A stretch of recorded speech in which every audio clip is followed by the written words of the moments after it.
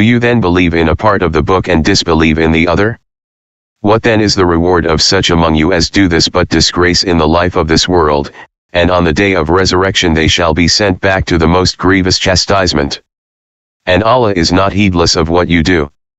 86 These are they who buy the life of this world for the hereafter, so their chastisement shall not be lightened, nor shall they be helped.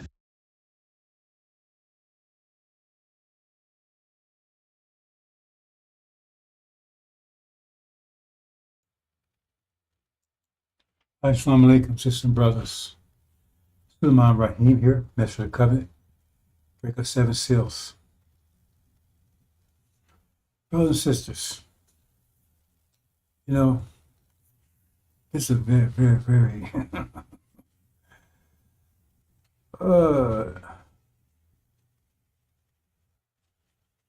problematic mission.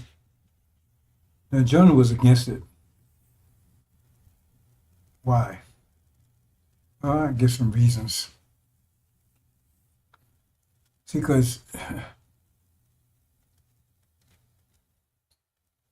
it's primarily on the level of understanding of people that being addressed. Because you know the resistance is there. The resistance is there. You know the resistance is going to be there. The quality of resistance, it matters. Quality of resistance. I mean, you know, the force is going to be, resistance there. That's why you got to go through resonance, use wisdom, but the resistance is going to be there. Because it's time of unprecedented trouble. Right? Time of the Holocaust. So we knew we had to go through the Holocaust. Problem is, how do we do it? What's the quality of it? Everybody chose different ways. And the quality matters. Quality matters. Right? Because that's what we have power over. We have power of quality. We have power of quality. The power of quality. That's where God's power is, quality. The devil said, he talked about the Big Bang, and they said, well, it must be some force there because from their point of view, the universe exploded, called the Big Bang, and should not be mud clouds out there. It's a lot of energy. So who gave it form? And that's the question they have. Okay.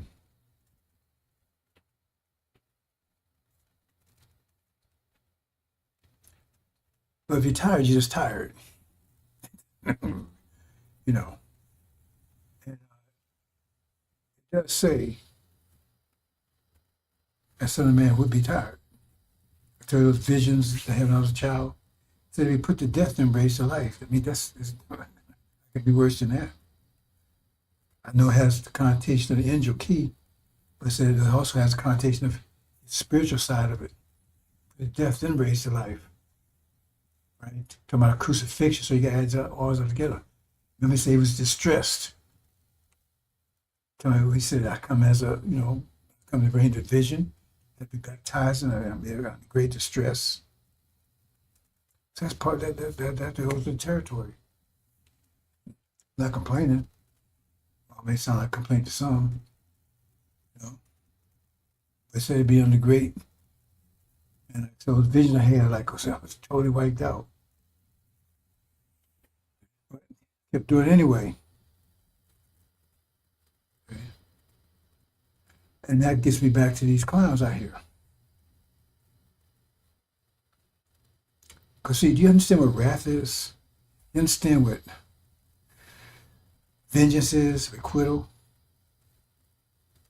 It's like you store up something. I mean, vengeance is you return somebody done to you. So the longer you hold it, the greater the vengeance is going to be. It's not that. It's more than what it should be.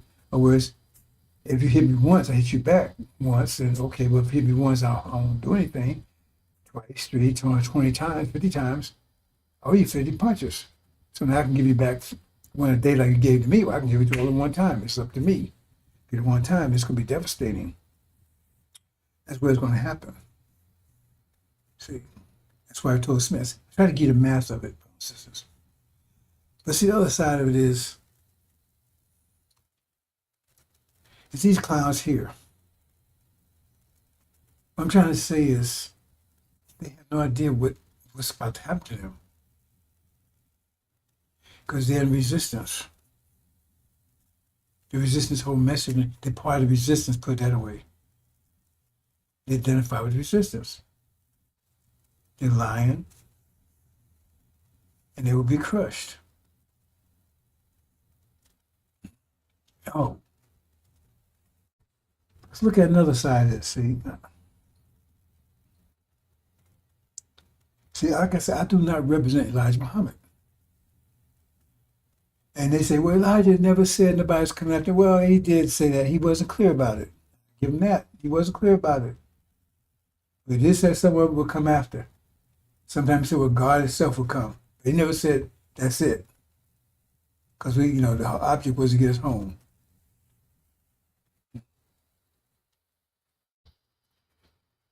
So you got some people say, well, ain't nobody coming after Elijah.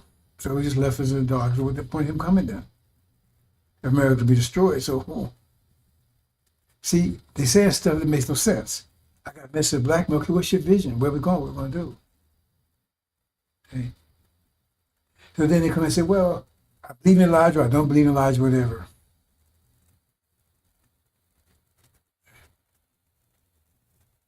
And see, if you understand what I've been explaining to you, trying to teach you math, I don't have to go out and say, okay, look at Prophet Muhammad, for instance, right? You can't find any scripture, because remember, the Quran didn't exist before he showed up. So he had the Bible. So show me the Bible where it speaks to him specifically. You can't find anything. I mean, once you unlock the scripture, you can see events, but not a particular person. You can see events, like the resurrection in chapter 20, the people that kept Europeans down in the dark. Well, somebody had to do that. Somebody had to do that. But then when Prophet Muhammad shows up, he doesn't really come with a revelation himself. He doesn't come with a book himself. He didn't come with the Bible or anything. He was actually used by Gabriel. He was actually just a conduit, right? That Gabriel spoke through. So who was the really messenger there? Was Gabriel, was Prophet Muhammad. Because Gabriel that's what he said, Gabriel. They ain't call it tune in. I don't think they knew tune in at that time, but he would reveal, and Prophet Muhammad would pick it up, tune in. And it was very dramatic because the way he tell it, he went through like epileptic fits. And then he started speaking. He said his first revelation was he was in a cave. That's the way they explain. I'm just like what they say. Right? So he was in a cave because he used to go to this cave and pray. And he said somebody got behind him. He said he never actually saw Gabriel clearly. He said he got behind him and squeezed him. He almost screamed to death. And said that person was squeezing, kept saying, recite, recite, recite, recite. He kept reading it. So then he came out, and Never I've been this was the first part of the Quran. Okay? And there's no evidence that I know of that he ever met Gabriel after that. I never even see him clearly because he was in the dark of the cave. So he wasn't even sure that these messages were correct. Because the way they explained it, his wife told him, said, no, you're a good person, everything else, right? This must be from God. So he wasn't sure where it came from. So he just blurted out what he picked up, he tuned into. But you can't go and find a scripture, anything that really supports that specifically, like he's saying. They go in Isaiah and try to say, no, that's to my son of man, he's to my him. The point I'm trying to make here is that's not to diminish him. The point, he did what he did. Greater force overcomes lower force. Greater pressure overcomes lower pressure. Greater power overcomes lesser power. So whatever he came with, whatever it overcame everything that they had at that time, he came with greater power. But that gets back to Adam too, because Adam came with greater power. That's where Adam was ruling. But Adam's no damn good.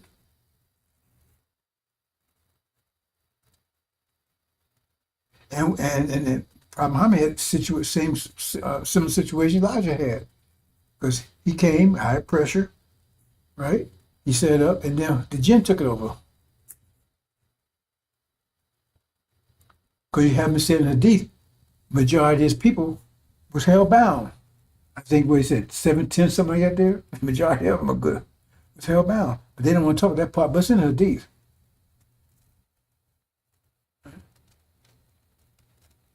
So he didn't come and say, well, you got to look at this. I don't think he said, I don't think he pointed to the Bible. The Bible says, I'm going, no. But I said, it's in there.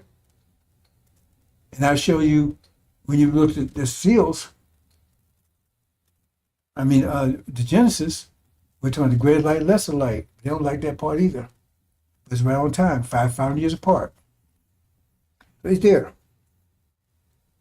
So I don't need to be talking about, I'm the one. I don't need to be doing that. And I don't need anybody's money.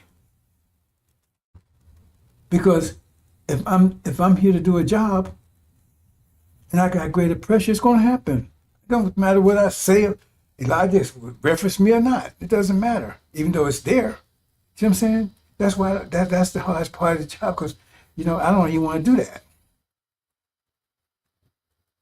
I don't even want to talk to the Levites. I don't even want to talk about the demons, none of that stuff. But see, the point is that's the quality side of it, because I don't need it. The Levites need it. They need to be put together, because deaf, dumb, and blind. We know that it was made that way. No, we're not blaming them for it. And I've been missioned to do it, because if I can't do it, no, it can't be done. Okay. So they go out there, oh, well, Elijah's the last one, or he's an eternal leader and all this stuff. I got a message of a black man, but now he's not coming in. What's your vision? See? So I don't even want to talk about that kind of stuff. And that's what John had a problem with. He didn't want to deal with that kind of stuff. That's just it's too, because the point is whether I talk about it or not, they're going away. If I got high pressure, they're going to be crushed, period. It's as simple as that. I don't have to talk about it, because the fact of all, the bottom line is, unless somehow they're the ones that's going to turn FARRAKHAN upside down, they're doomed anyway. They're damned, because they're the resistance. Because I can go back to my hermit nature. It doesn't matter. I go to hermit nature, right? And I don't need to address any of this. All I need to do is just keep putting the angel out there. That's the high pressure. I'm the conduit. That's the word. That's the high pressure. And I got to turn it on. Right? So I just don't mention FARRAKHAN by name. I don't do anything. Do any of that, because they all be crushed by it. But that gets me talking about quality. There's a quality issue there. That's when I'm talking about fleeing. Because they have the Pacific, that's quality there. See, that saved their lives. They know specifically what to flee, when and what to flee from, and what to flee to. It gets into the quality side of it. And they're not getting that from any of these people. Like, most don't even know that they have that issue. Because of these. So the bottom line is, the reason why it has to be done, because the quality side of it, because these folks here, and they're blocking the message. Resistance, nobody's going to block it. True. Okay. But again, it gets down to the quality of it is that flee is so dramatic. And so it can't be any ambiguity. I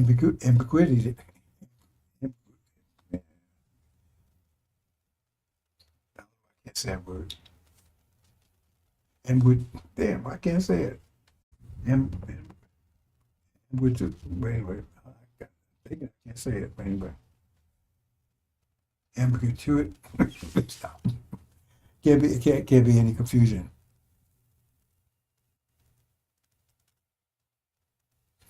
And that's where I come in at. Because we lost for lack of knowledge, because these clowns. It's a quality issue. That's the whole mission about. Quality issue. Because just for me, I'm going to worry about these clowns. I'm going to worry about FARRAKHAN. I'm going to just go ahead and put this information out there, keep that resonance going. You know what I'm saying? I got directed at him. I'm gonna show you more information about that in a minute. Quality side directed towards him to save as many Levites as possible, because some will be lost. That's where the question comes in at. Otherwise, just put information out there. You survive, you do. You don't, you don't. So I have to be saying, well, the mesh of the covenant. I don't even have to say I'm mesh of the covenant. I don't have to say I broke the seven seals. I don't need to say all that kind of stuff. That's for your information, not mine. High pressure comes low pressure. Simple as that. I don't have to come and say I got high pressure. If I got high pressure, you're gonna feel it. I have to come and say it. These clowns say all that stuff. They don't know what the hell they talking about. I'm this, that. They don't know what it means, and they're gonna be crushed because of their words. In fact, they crush themselves. It says if you're part of resistance, you're gonna be crushed. Just simple as that. That's the most grievous chastisement. Just simple as that. Because you against the wind's blowing east and you're blowing west, you collide. And if this wind is great, the north wind is greater than the south wind, it's going to crush the west south. Simple as that. It's the quantity. The quantity, this message will be successful. That's the quantity. The quality is how many people will survive it. And that's because they went to the Holocaust, and we know the condition they're in. They're giving the false minds. These clowns right here are the problem, because they're keeping their minds confused, and that's going to cause people to be lost for lack of knowledge because of them. Everybody got some idea, but they have no vision. Everything they do is contradictory. Oh, wait, I'm building something, building that. Well, wait a minute, I thought you said America be destroyed. Why are you building something? Where we going? We ain't going nowhere. Yeah, okay, but I thought America's gonna be destroyed. You go right there, Master Black Man, right there for America. Everything they say is contradictory. But some of them are agents. Some are demons. Some are spiritually compromised. I explained that. And the Levites are surrounded by all of that. They don't have their mind back, so they confuse, people confusing with all that bullshit. And so that's why Joshua called him, part of the reason why I call him Messiah, because he has to go in and clear that up, clear it, make it clear, make the way clear. Because right now the way is confusion. In fact, you don't have a way, you don't have a road. You out there, no road. What are we gonna do? You say some people are going this way, they're going that way. None of them know. And that's the problem. They say they have no idea what they point this way, point that way. Let's go. They don't know. But they present it so they do know. They don't understand it. This is the worst time in history doing stuff like that. The nation's life is on the line.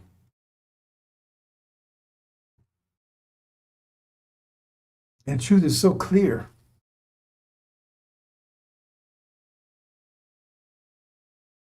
Why can't they see it? They don't have the truth. They guess. They have no idea what's going to happen. FARRAKHAN, the called prophet, he prophesies a damn thing, nothing. The weather. He got an angel message. And if you follow the scripture, everything fits perfectly. If you just follow Exodus, you can't go wrong. If you just follow Exodus again, you can't go wrong. They pick or choose. You can't follow Exodus, you can't go wrong. Okay, Elijah, by name. Look with Elijah. And he be taken out of the way, and there'd be messed with the covenant he prepared the way for. But intervened, there was somebody robbing the nation, they would mess the covenant from the nation. Then he had to take down. So it's clear.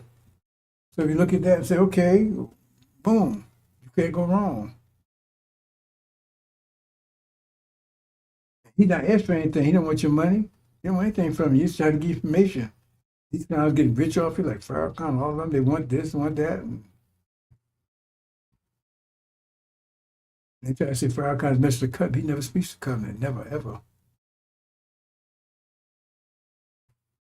So it says, what it says, because, I'm going to show that in a minute if I can find it, right? So it's not petition. Okay. They went astray because they had no love for the truth. It was damned. Damned. The love of the truth. And he said God went further than that. He said what God did was, since they had no love for the truth, he gave them delusions. So he said, stop eating pork. Oh, I'm going to eat a pork chop. Then hell, he gets chitlins, oxtail, and everything else. That's load you up. God can't lie to you or everything else. Well, what you think delusions are? He give you, so going to give you some strong delusions. Deception, confusion. God is not the author of confusion. What you think delusions are? They tell me what God, they don't know what, they have no idea what God is, what he can do, what he cannot do. There's no limits. Anything you see going in the universe, God can do if he wants to. If you say Son of Man is God, then why did in Scripture they say Son of Man was made to eat human feces? Him. They say he enjoyed it. They say, well, no, let me take that back. It says the children, the Levites were made to eat. They said, okay, Son of Man, I'm gonna save you from that. You eat animal feces. Wow, what's that about? Surely Master Muhammad. See, the confusion out there is not from Elijah. It's from him.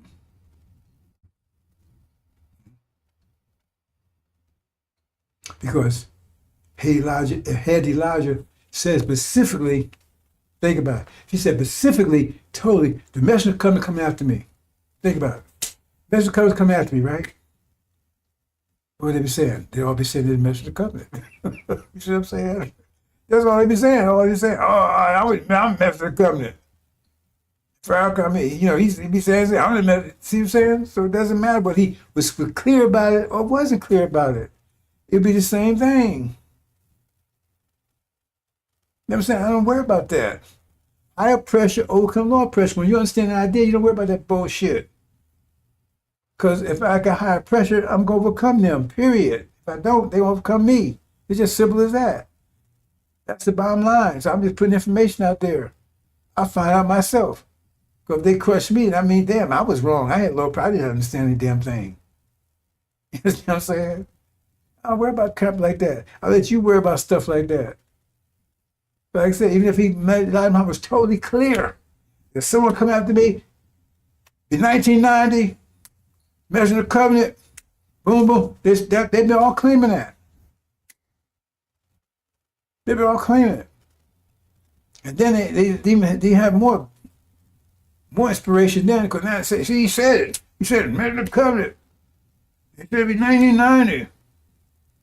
Oh, man, see?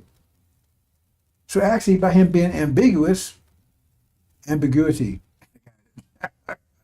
to say it again. Say again, ambiguity. Right? Maybe I need some reverse. Maybe I need some drugs. Anyway, I shouldn't need a joke on that one. But the point is, see what I'm saying? So confusion, ambiguity, right? Being okay,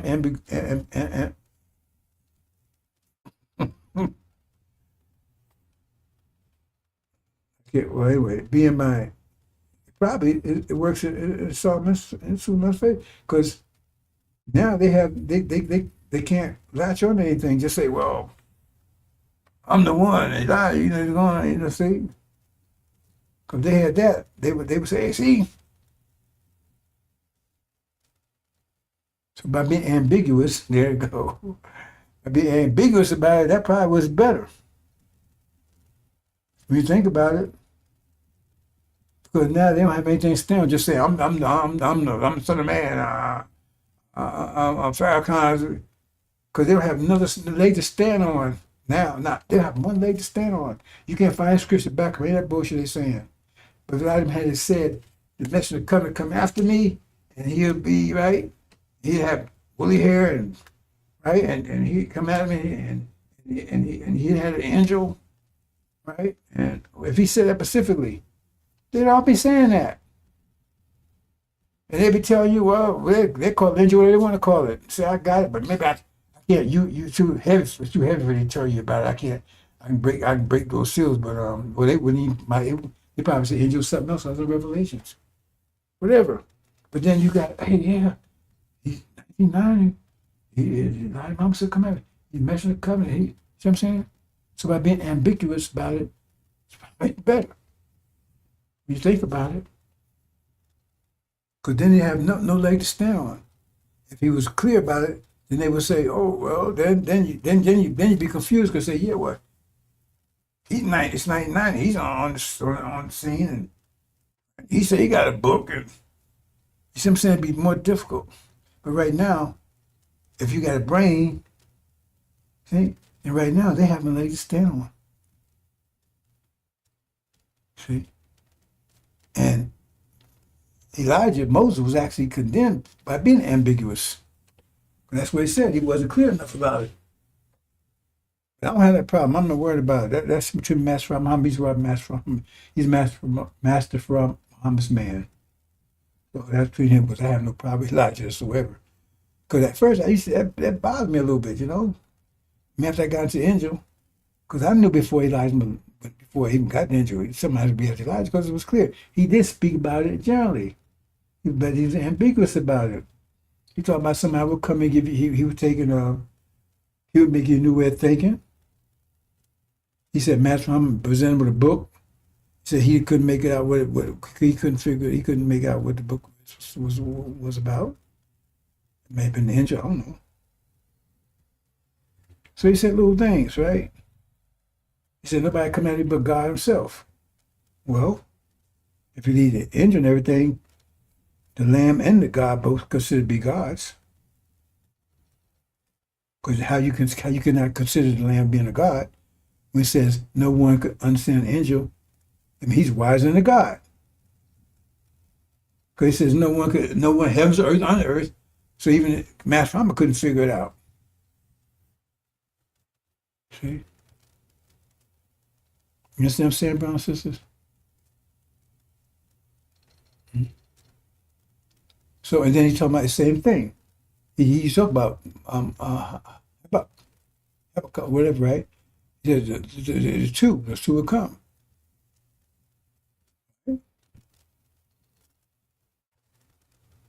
Okay. And angels clearly two. One's Lord, King, Kings. One's King, Lord, Lords.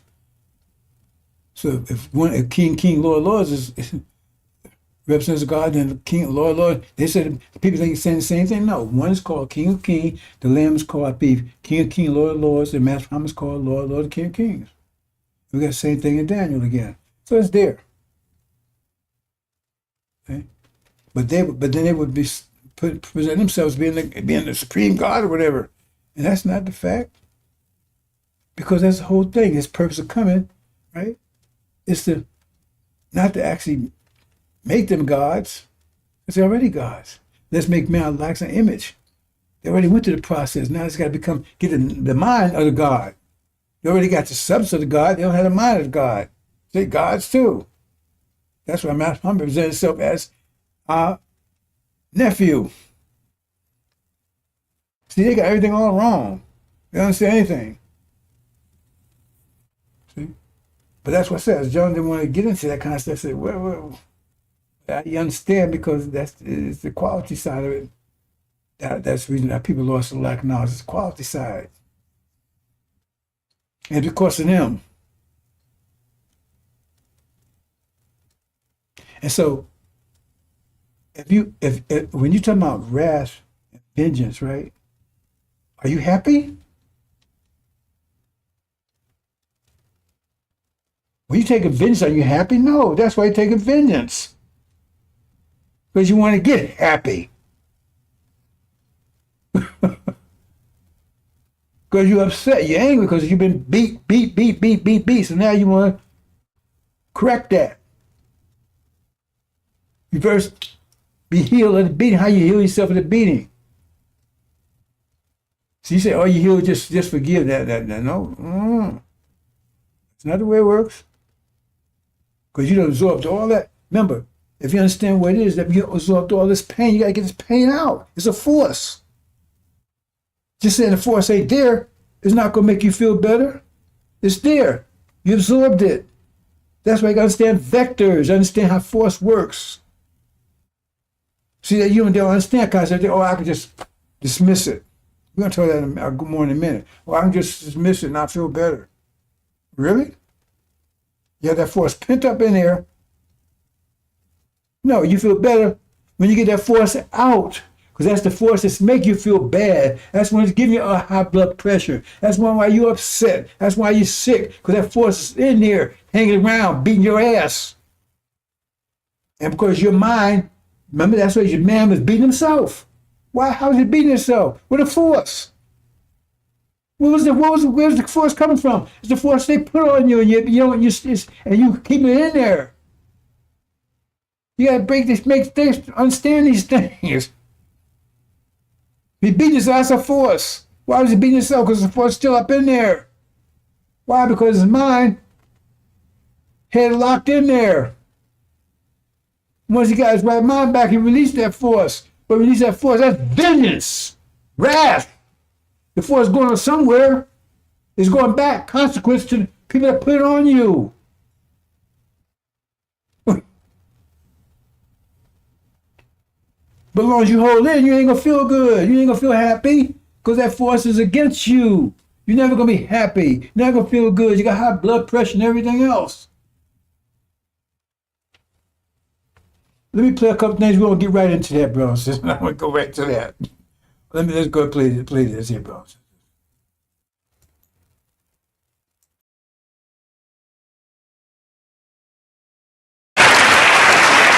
I gotta do this. Do you mind?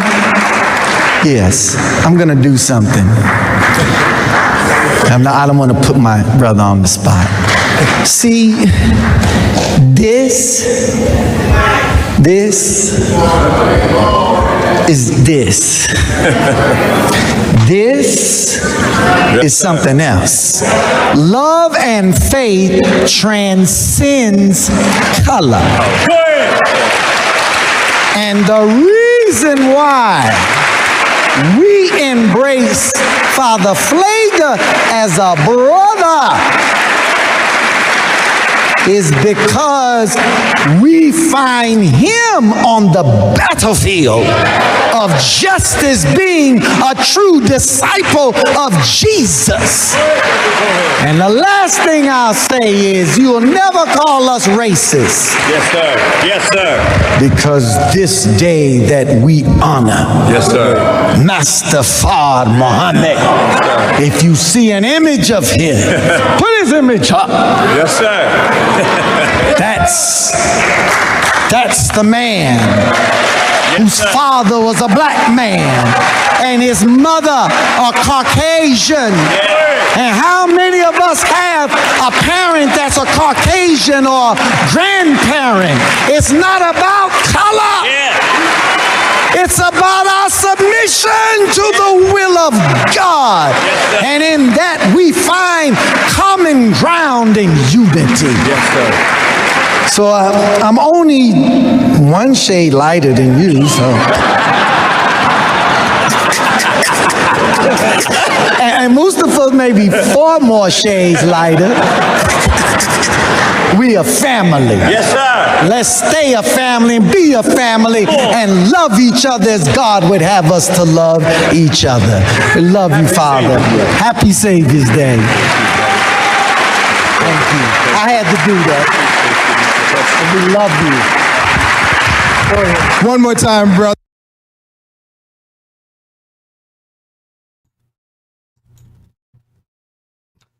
Okay, brothers and sisters, I'm gonna get right into it.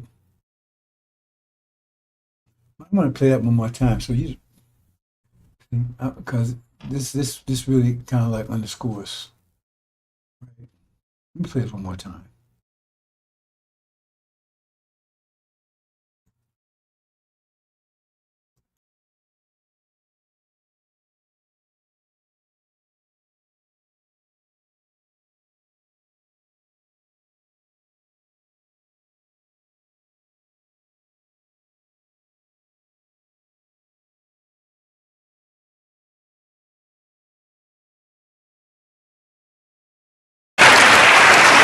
I gotta do this. Do you mind? Yes, I'm gonna do something. I don't want to put my brother on the spot. See, this is this. This is something else. Love and faith transcends color. And the reason why we embrace Father Flagler as a brother is because we find him on the battlefield of justice, being a true disciple of Jesus.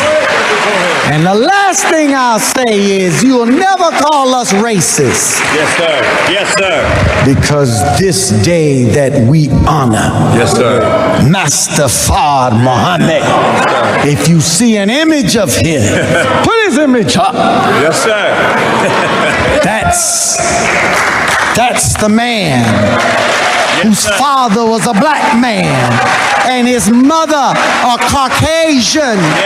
And how many of us have a parent that's a Caucasian or grandparent? It's not about color.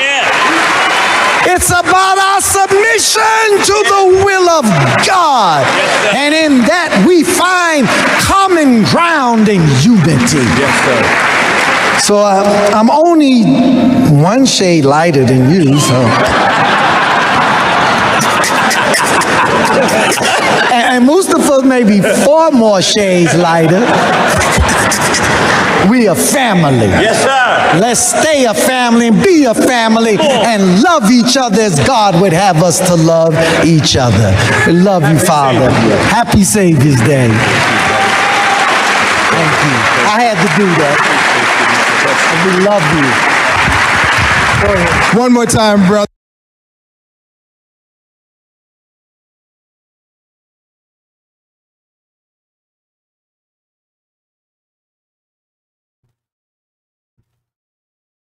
Okay, brothers and sisters. Acquittal. Yeah. See, I'm trying to, you got to start thinking mathematically.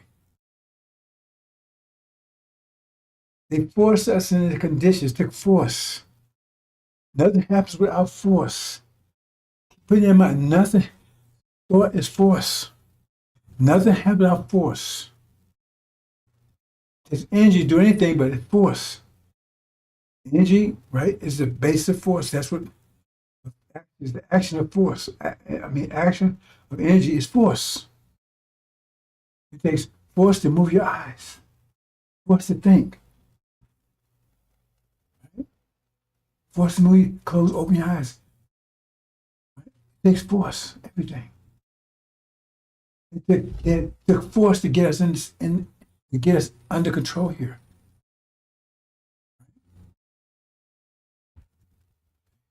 They force to keep us under control.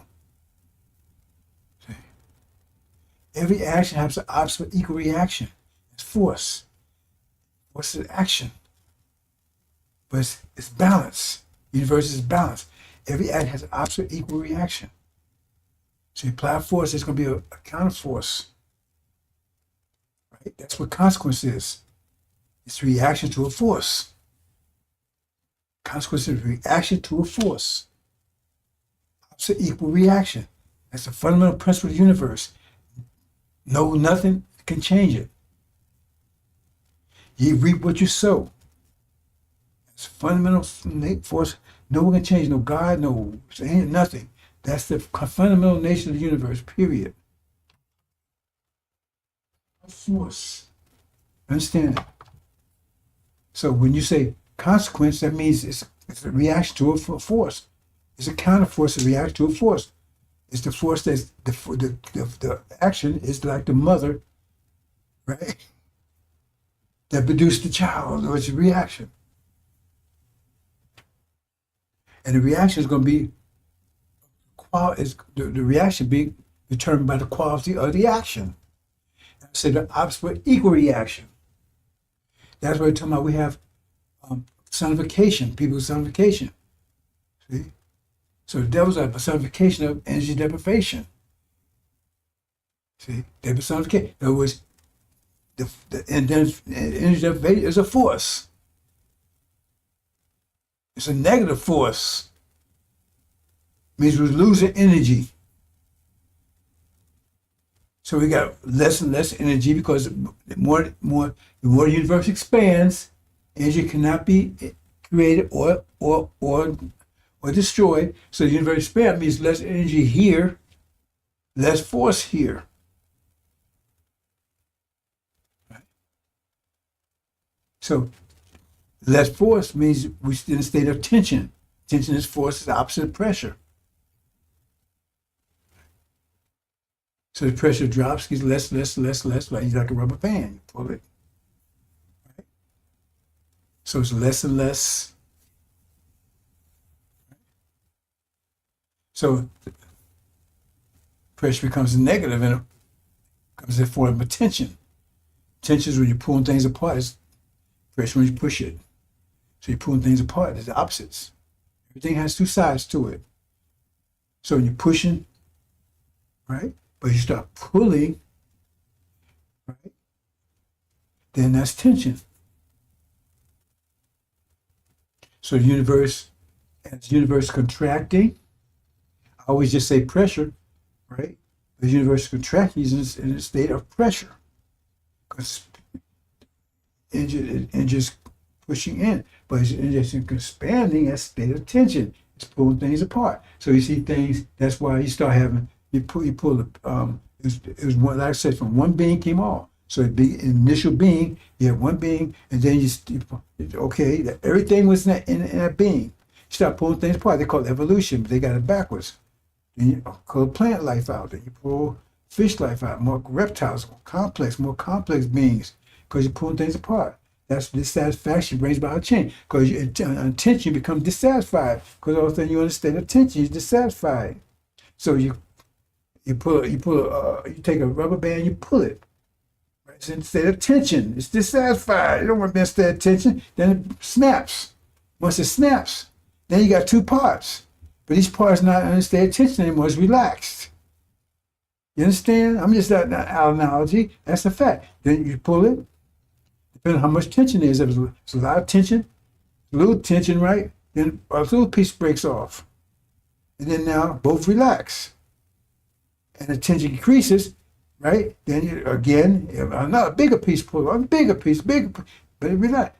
See? And that's what happened. So therefore, we first plant life, then more complex life, until you got to the point where tension was so great, you pull life forms almost like us. That's the devil's. Almost like us. Not us, but almost like us. Right? Because that was at that point, the tension is extremely great. So he pulled something off almost like us. It's more complicated. But that's they call evolution. No, it didn't start for we got involved. No, we pulled smaller pieces out of us. So we got more complex, more complex. But they look at, the smaller piece was first. They look out there, and so they assume that everything came from that. No, that's the process was we pulled small things out and more complex, till we got to the point where we pulled the devils out. See? And so we're in the highest state of tension at that point. So they, at that point, each being represented the tension at that point. The plants represented tension when the tension was low, and now we're under the deprivation. The devils represent the tension at that point. So they're the personification of tension. So we look at them, and they was because they're there. I mean, we was in a great state of tension because they represent it. They represent the force of tension. So when we look at them, we remember we're in a state of tension, extreme tension, and they represent it. They're the personification of it. You understand? So they're in control because they represent the tension of that we're in at that state. So they're in control. That's another way of looking at it.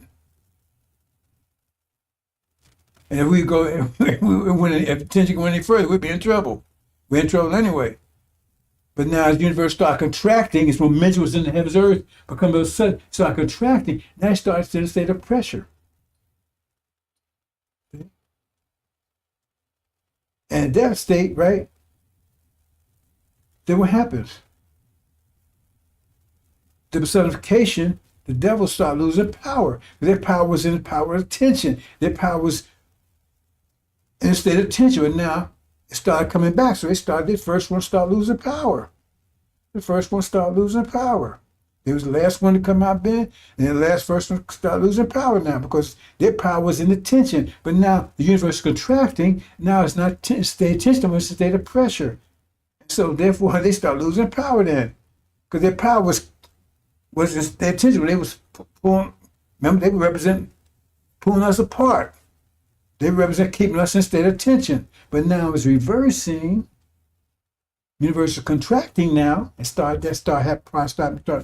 because at 1990s, 1890s, we was like at the worst state possible. Universe had maximum contraction, maximum extension, maximum tension. We had nothing. It was a maximum state of tension. We were totally dissatisfied, had nothing, had control of nothing. That was represented that. And now the universe started contracting, and we started gaining strength. They started gaining weak. They started weak now because the tension was their force of their power. That's why I put it, we personify everything. So now we start gaining control. They start losing control. We started stepping up. They didn't stop. They didn't do war because of trying to free us. No. They was losing control. That's why I said we had broke the chains. Read Mark and tell you right there, we broke chains. They didn't break it for us. They couldn't restrain us anymore. We had broke the chains. The hands of chains, we broke them. Because now we started getting, power started growing. That's what it says there. You got to read these things. They ain't doing anything for us. We forced it. We just didn't have our mind back. That's the way they control us. We didn't have our mind back. But it said they had the control. It said we had broke the chains. There's no one can restrain us anymore. There's no power over us anymore. Only mental power. That's the legion. They had power through legion. Louis Eugene Grounds, went backwards through the demons. It was mental. Because we started growing now. They was losing control. The legion was losing control. Everybody started losing, because now we was gaining power now, because now it's reversing. I don't know why I'm sweating around this. My high blood pressure. They told me I got high blood pressure. Yeah, we all got high blood pressure. We shouldn't be here. This is stressful to us. You understand? I'm trying to give you another way of looking at this. But it's still the same thing. It's just another mathematical way of looking at it. And so the last thing that we brought in concentration is the first thing we bring back in. The last thing we lost power over, because we brought them out, we lost power over them. Because they were personification. You see, rubber band, you pull it. And now you're dissatisfied because you're under extreme stress. Then it snaps, and then you relax. But then you got two pieces now. You see? And then, now if the reverse, the first thing that was pulled out is the first thing you bring back under control. You understand, brothers and sisters? But understand there's force here. And there's force at play here. It's either positive or negative. I'm trying to show you the tension side. I never really talked in that tension side before because I don't want to get pink. You don't understand the pressure side. Pressure is the opposite of tension. So the universe, I keep referring to as pressure, but as the universe was expanding, it was in a state of tension. Because tension is when you pull things apart. It's the opposite of pressure. But now you're in a state of pressure because now the universe is contracting. So I just talk the same state of pressure because I don't even understand what I'm doing either way. But now the universe is contracting, so now the pressure is building. But who can't withstand pressure? The thing that was created under tension. Tension is power. He can't withstand pressure. It was tension that brought him into existence. As long as there was pressure, he couldn't handle it. But as long as when tension brought him existence. But now it's reverse. He's the first one to go because he can't withstand pressure. Pressure the opposite. Tension was creating him. He can't. That's why I say creating haste is creating tension. He can't withstand pressure. This pressure is over. Now he's trying to figure out how to deal with it. Pulling apart with it. For resistance, push it back together, bring it back under control. He can't handle it. He can't stay in control under pressure. His tension would give him his power. Winter gives his power. Another way of looking at it. Maybe you understand it the other way, say that way, but that's still correct. His tension would give him his power. The more tension, the more power become. But now it's reversing. It's pushing them back under control because tension pulls them out. Pressure pushes them back in. See? What's happened to him? I have no idea why I'm sweating. I got this on everything. Maybe I got something.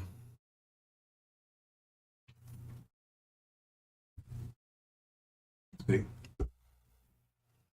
So I want you to understand that. But it still has, so I'm going to try to get you to see it a different way right now. But still, the point is, I'm going to go back to forces again. So they afflicted us. But if they had used the force to do that, I want you to understand the whole picture of tension and pressure. I usually just talk mostly on pressure. The thing is that you still got force.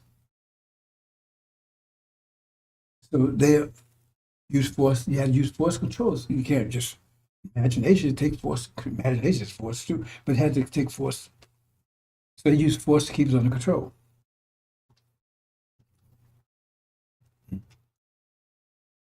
See? Now, when they apply force to us, that way it can control. That we cannot respond in force. Otherwise, then you got a war between the two. Hit us, we hit them back. Hit us, hit them back. They can control as long as we hit them back. If they apply force, we apply force right back, they can't control us. Well, the thing is, we got to fight. We got a war between us. But if we absorb that force, then that means that they're controlling us. But the force is inside of us because we're not responding. Still, the force has to go somewhere. So by us absorbing it, that means they have control of us. But we back, they don't have control because we return the force. You understand what I'm saying?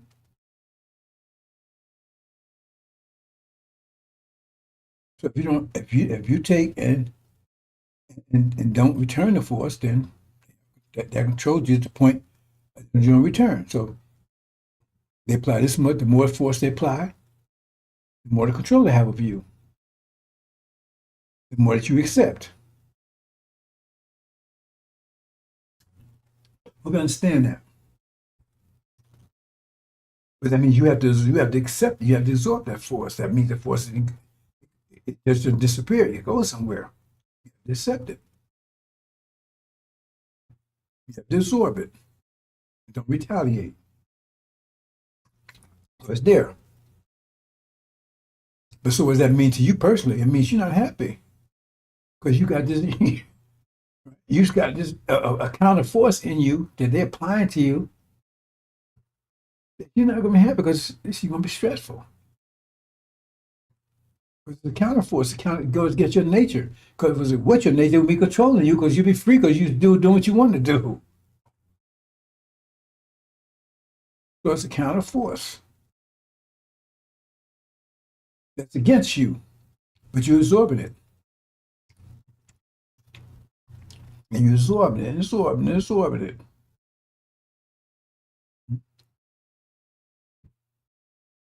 The more you put, the more you absorb. The more control you. Right? And the more they act, the more control they have. But like I said, but you're going to be the way they want you to be. You're absorbing it. Okay, still got name, a culture, religion, everything.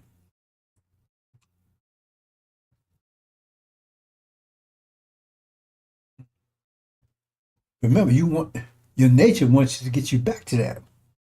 You see it from that point of view? That's against your nature. It's like you take a cat, you take a lion, you train him up, but his nature is to be a lion. If you leave him alone long enough, he's going to revert back to being a lion. That means he's going to attack everybody with strangers and everything else. That's what he got to do to get back to being a lion, don't he? Force is there. That's why I keep on that line and keep watching them. They got to keep stinging them and whatever they do. Otherwise, he's going to revert back. It takes a force to keep being a tame lion because his nature is opposite. So it's just building up.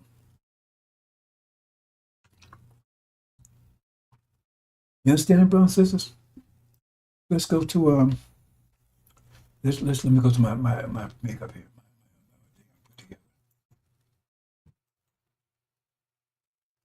And I just want to point this out again, brothers and sisters.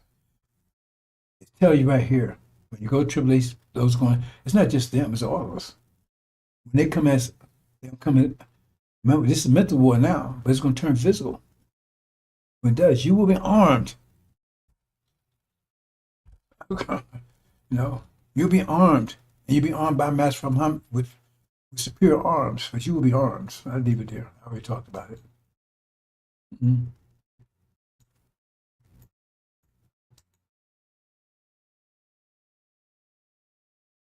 Okay, let me show this real quick, brothers and sisters.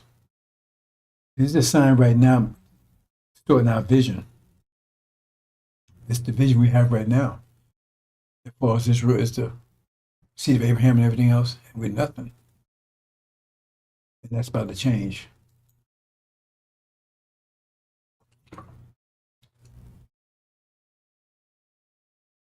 And change, you will unite, brothers and sisters. I'm gonna get to that back in a minute. Get to. Oh, let me speak to this too. Again,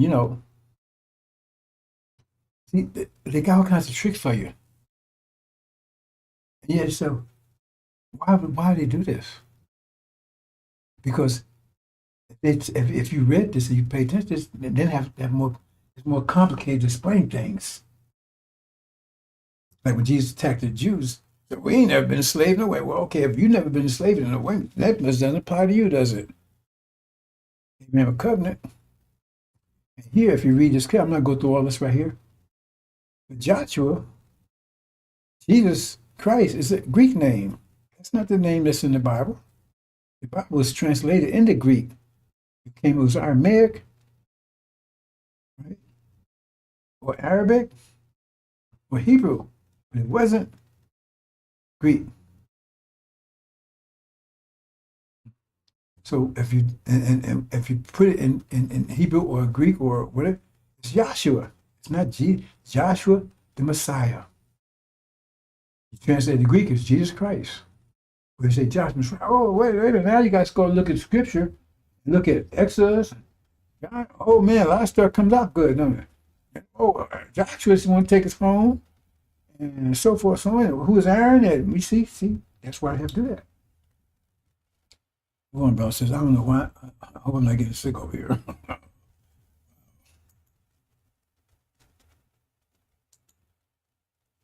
I'm gonna move on, brothers and sisters.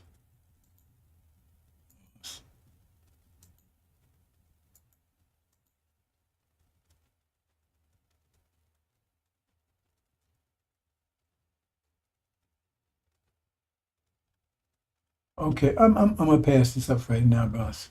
Well, okay. Wait, did I mess up? Hold on. Wait, make sure I didn't mess up here. No, I did. See, it says, "Behold, the people of Israel mighty. They know we're mighty than them. So if we mighty than them, why are we under their control? They know they were mighty than them. So if we mightier than them, then why are we under their control? Why they beaten down? Why they control us? They know we're mightier than them. They said we're mightier than them. They know it right now. Keep that in mind.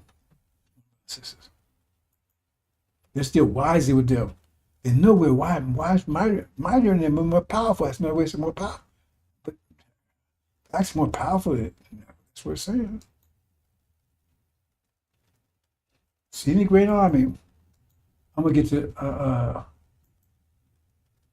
okay, let me see if I can get to where's my stuff at? I want to get to something else here, but okay, here we go.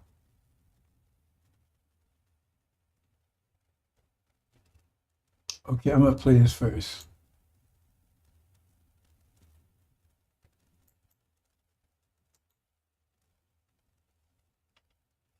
Now I explained this before, right? What I'm saying here is that here's America, here's us on the right, and they're hitting us, force, keep us under control. So as much how much force they got to use every day. It takes force to do that. So they got to apply so much energy every day, which in a form of force, keeps us under control. So I'm just giving an example here. Right? So here it is. This is Holocaust from 400 years. So talking about Abraham Covenant, right? Holocaust. And we was told to submit to them. And so they got a woman hung up, down, they scars and everything else, but we just submit. Right? So just showing you, example here. And it's like right here I show like everybody gets 1,000 pounds. I'm using terms of pounds, keep it simple. I get 1,000 pounds of energy per day. Right? And the point you need to focus on is if I get 1,000 pounds of energy per day, if you go use those numbers. This is, I don't know if you can see it clearly, that's 900 right there. So both of these got up to 1,000. So they only remember it depends on the structure. So their structure is only 100 pounds. They're only handle 100 pounds of pressure. We can handle 990 pounds of pressure. We got greater structure. The difference between Lamborghini and a motorcycle, maybe, or Volkswagen Beetle. One's made of steel, I think. One made of plastic. So he can stand on, but he can stand a whole lot more, almost 10 times as much. So out of 1,000, right, he got 900 left because he only got to spend 100 to maintain himself. But this one, he only got 10 pounds to save himself. He need 90 pounds of energy to keep himself together. He's greater structure. We're going to stand there, brothers and sisters. So I'm trying to keep this in sync so you understand. So they're saying since we only got 10 pounds of pressure left after maintaining stuff, then it takes that much. I'm just saying that, right? It takes that much to keep this under control. So he's with 10 pounds of pressure every day to neutralize our 10 pounds we got extra to work with. So that keeps under control. So keep that in mind. If you understand, I didn't go too fast. This 100 represents their structure, much greater structure, right? But this here is how much they got left over disposable income, so to speak. But he got just 10 because he need most of it for this.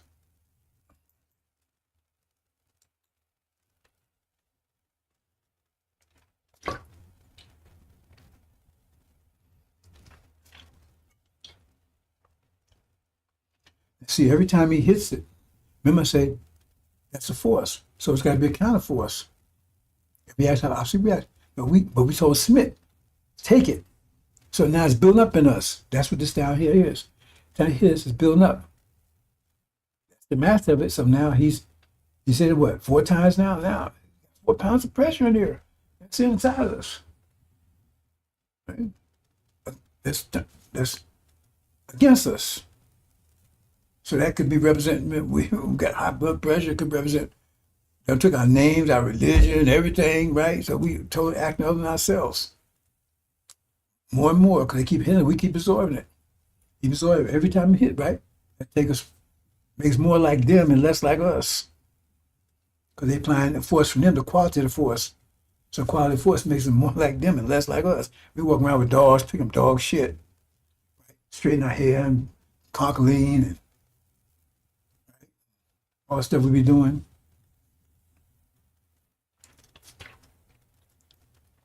Processors.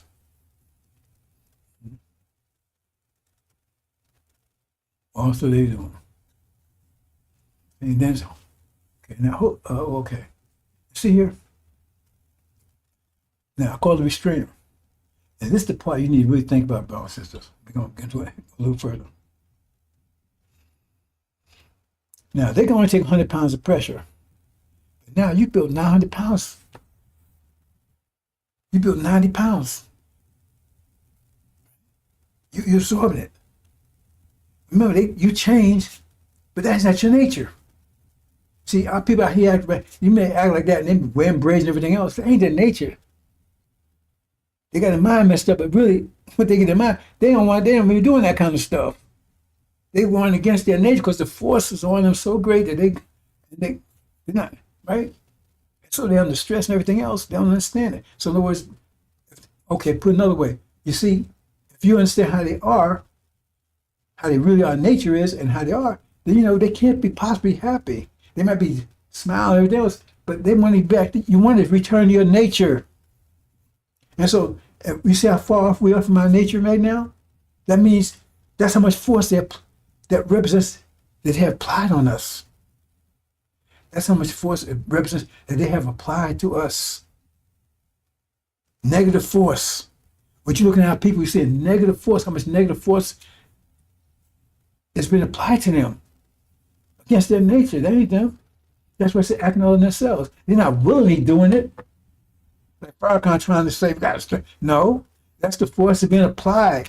He want to keep blaming us, accuse of our brethren.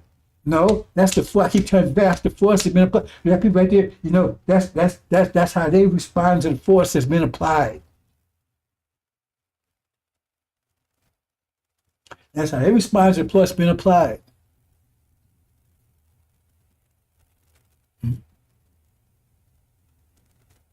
And they was told to assume accept. So they doing. So they the real Muslims. They doing Allah's will. Because Allah said,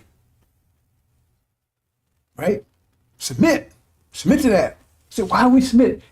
See, the jinn said, I ain't gonna submit. And you're gonna see what this means. Why it says breaking apart of holy people. See, all this comes together, brothers and sisters. If you pay attention, that's why I say I can't. I just it just seemed like, man, these atomic bombs, and see, nobody out there know how to handle them.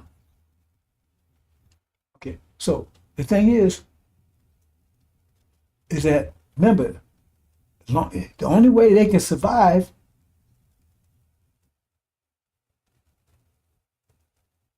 without conflict, without consequence, is we have to keep storing it.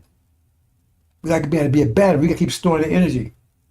As long as we keep storing energy, they can keep on doing what they're doing. Because they don't keep hitting us. As long as we keep storing their energy, they can keep us under control. But they energy to do that. As long as we keep submitting steps like we're told to do, they continue doing it. Right? So when you get to 990, remember, it's getting harder and harder for you to submit. Because you told us submit, but at some point it's getting hard to do it because you submit, but you're going against your own nature. After a while, man, your nature says, "Argh." Maybe that's why you show this violence right now, lady, with these hit and stuff, man.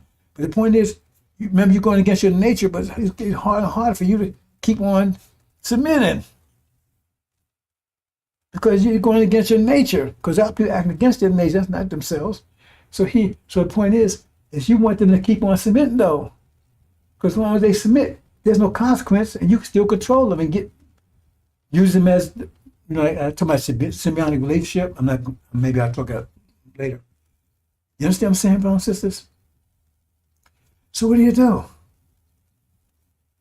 You got to set somebody in to convince them to keep on taking it. Because if you can keep them taking forever, you can keep them under control forever. But they act worse and worse against themselves.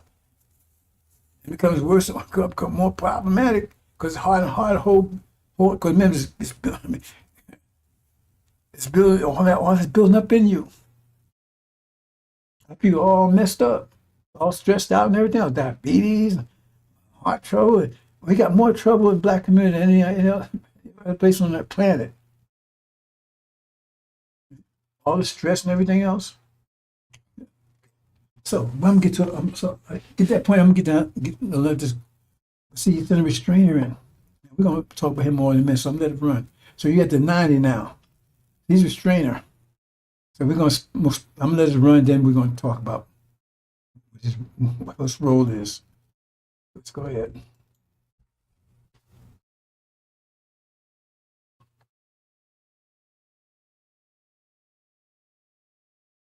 Building up. So you got enough, 100 pounds, you got enough to destroy them. They can't take more than 100 pounds of pressure, but you done build 110, yeah, you can definitely destroy them.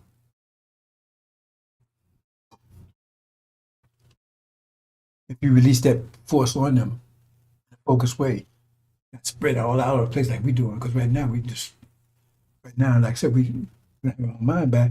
So that force would be, okay, here you go. And then you got Suleiman comes, he's hitting him.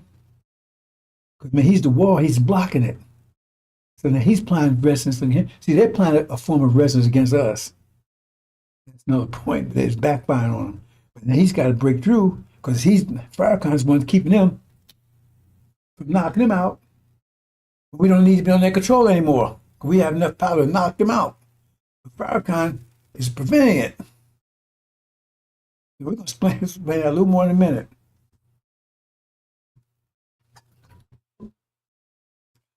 See, because he wants to set somebody in that keep telling them, keep absorbing it, keep absorbing it. That means we stay in power. They recognize they're mightier than us. Remember I said that? They're mightier than us. So how are we going to stop them? See, let's do freely with them so they don't figure it out. Because we got to stop them. They're mightier than us now. Greater power overcome lower power. They got greater power than us. So how in the world? See, how are we going to do this? That's talking about the wisdom part. So now it's up to 140. We got all that pain in us, all that tension, all that dissatisfaction, heart strokes and heart trouble and drugs and all that stuff. How people doing? So I'm going to keep on applying that vector force on him, right?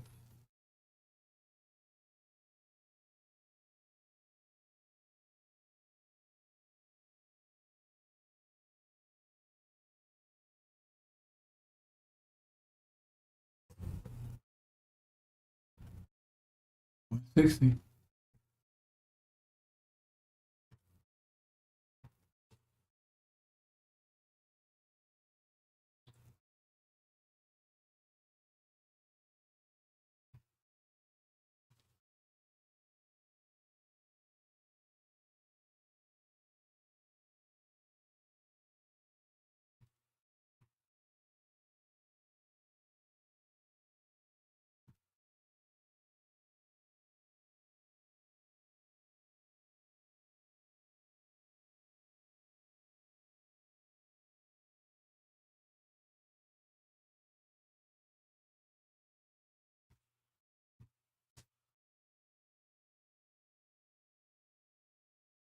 $180.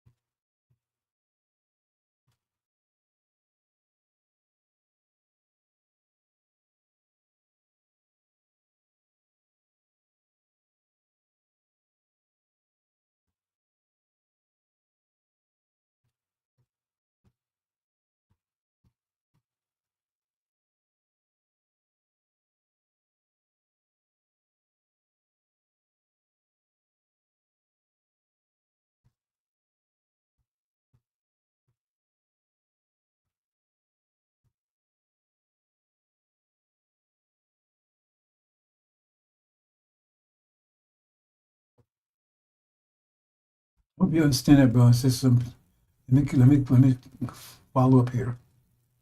See, that, but 20, they was able to destroy that. The strainer was gone, taken out the way. Because they only could handle 100 pounds. They gonna withstand what?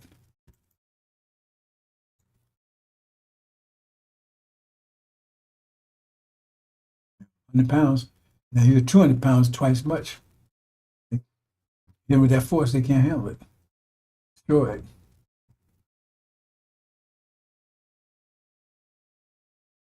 So let's go on.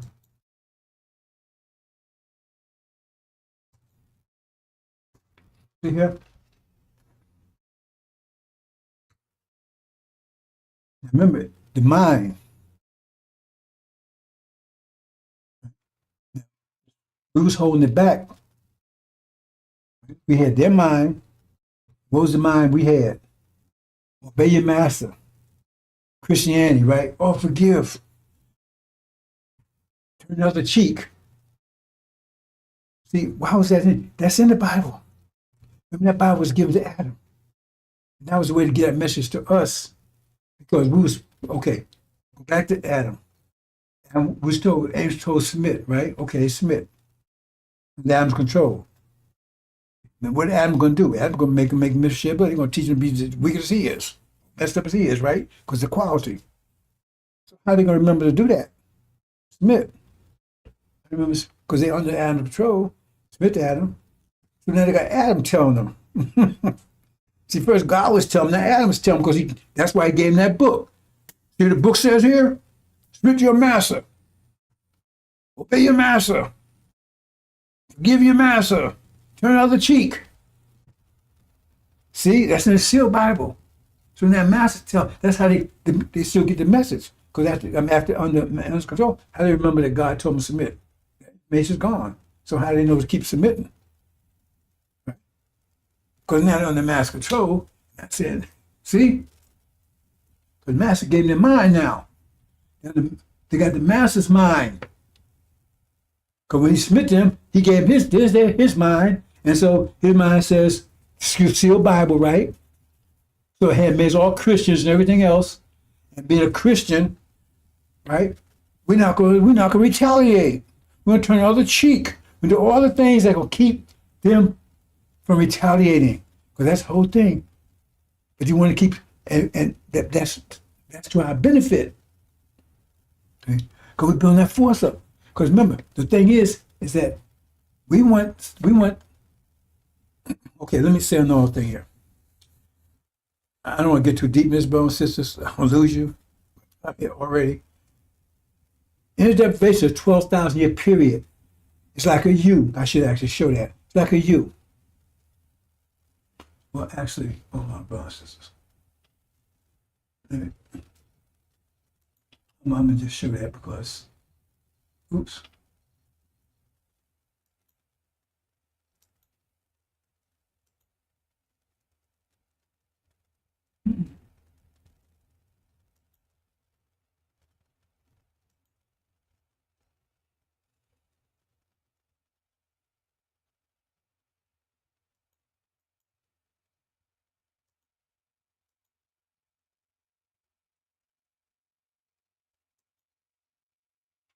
I have it here somewhere. Where do I have it? I think I have it someplace. I don't know why. Quick. I'll enjoy it again. I have it here somewhere.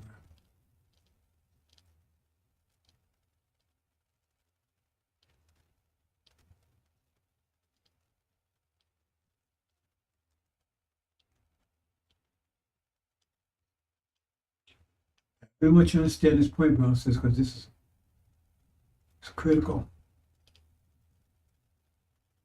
Especially because you're going through tribulations. You know, all the information that you can get.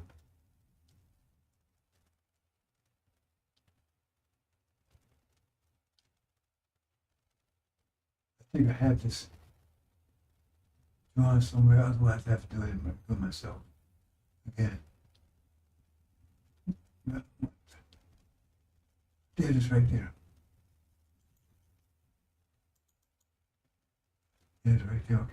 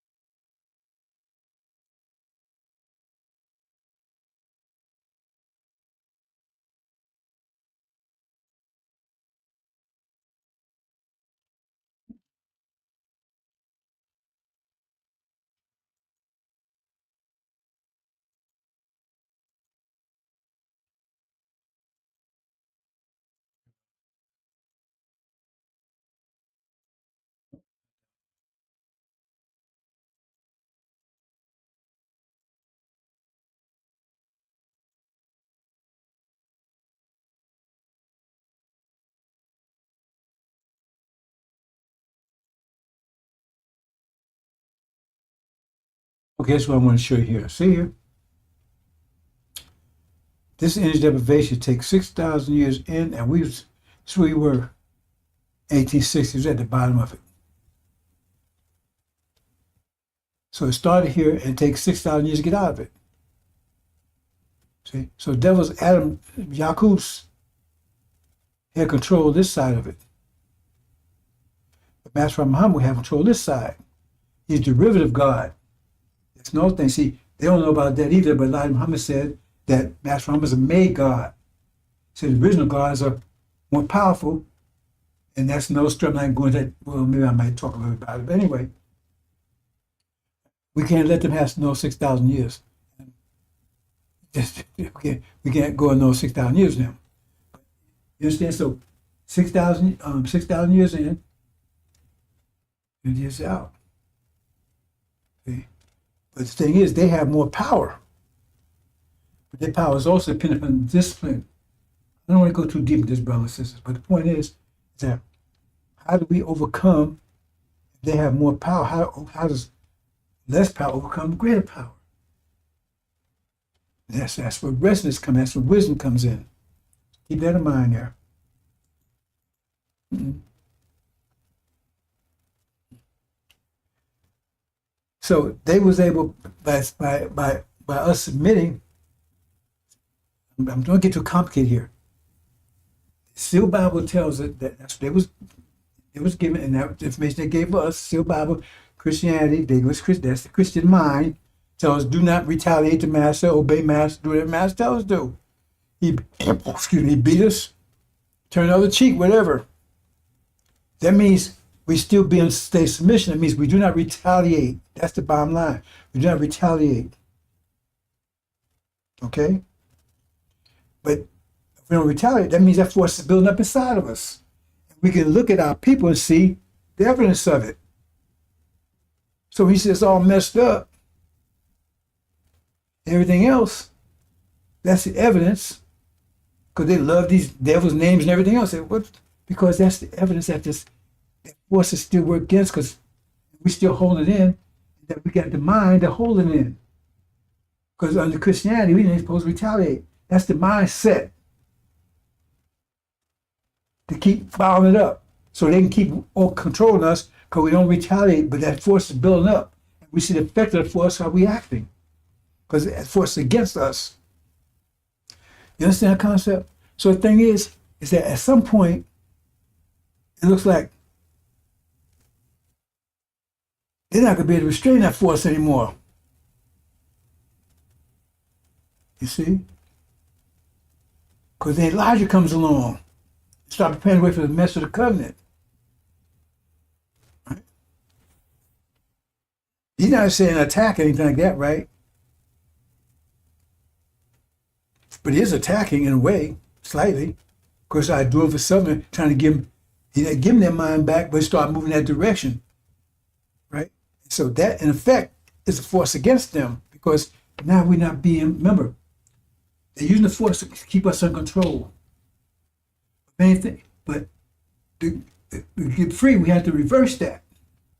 So like Muhammad started reversing the process. So who's going to be hurt by it? Them. Because some of that force is being turned back at them. If we start growing, they're holding us down. We start getting up. If we get up by pushing them down. You see what I'm saying? So if you're in an elevator, and you're the Hulk, you're going to push everybody against the wall. Well, if they start getting bigger, then they're going to push you, and you'll get smaller. You know what I'm saying? So if I'm going to start the process, right, to turn some of that energy back on them. Not to do it, not to release it, because it says supposed to take the demons and everything. You know what? No, just start the process. Because he's preparing the way for the mess of the covenant, and that's what threatened them. It's a sign. Oh, we got to keep them from releasing that energy. We got to keep submission, keep holding that stuff in, because they get their mind back. They will release that energy that they ain't in submission anymore. Because they stop submitting, right? All the energy comes back at them. Remember, you was damming that energy up. We was damming it up. So if you break the dam, then the flood comes. What was the dam? Our minds tell us to submit, hold it. We was holding it, right? The mind they gave us, so we was holding it in. Because they gave us a mind. Mind was telling us, hold in. But after a while, the dam starts cracking because there's too much to hold in. They know that dam cracks all over. See? So the thing is, when she starts the dam start cracking a little bit, because that's my logic here, that scared them. Because now all of a sudden now, the dam is starting to crack a little bit. So that's why they go, oh man, we gotta reinforce it to hold them. Because they're dropping that Christianity. Christianity was holding in. Christianity was damming it up. They start losing that. Okay, it's harder now. She start cracks in the dam. That dam's about to break. We got to put something up there to make that dam sure that dam don't break. If it break, we got to, see what I'm saying? So that's why it's in FARRAKHAN in. Remember, it's the mind. It's holding. The mind is the mind they had was holding that back because it's beating itself because of the mind. You understand that?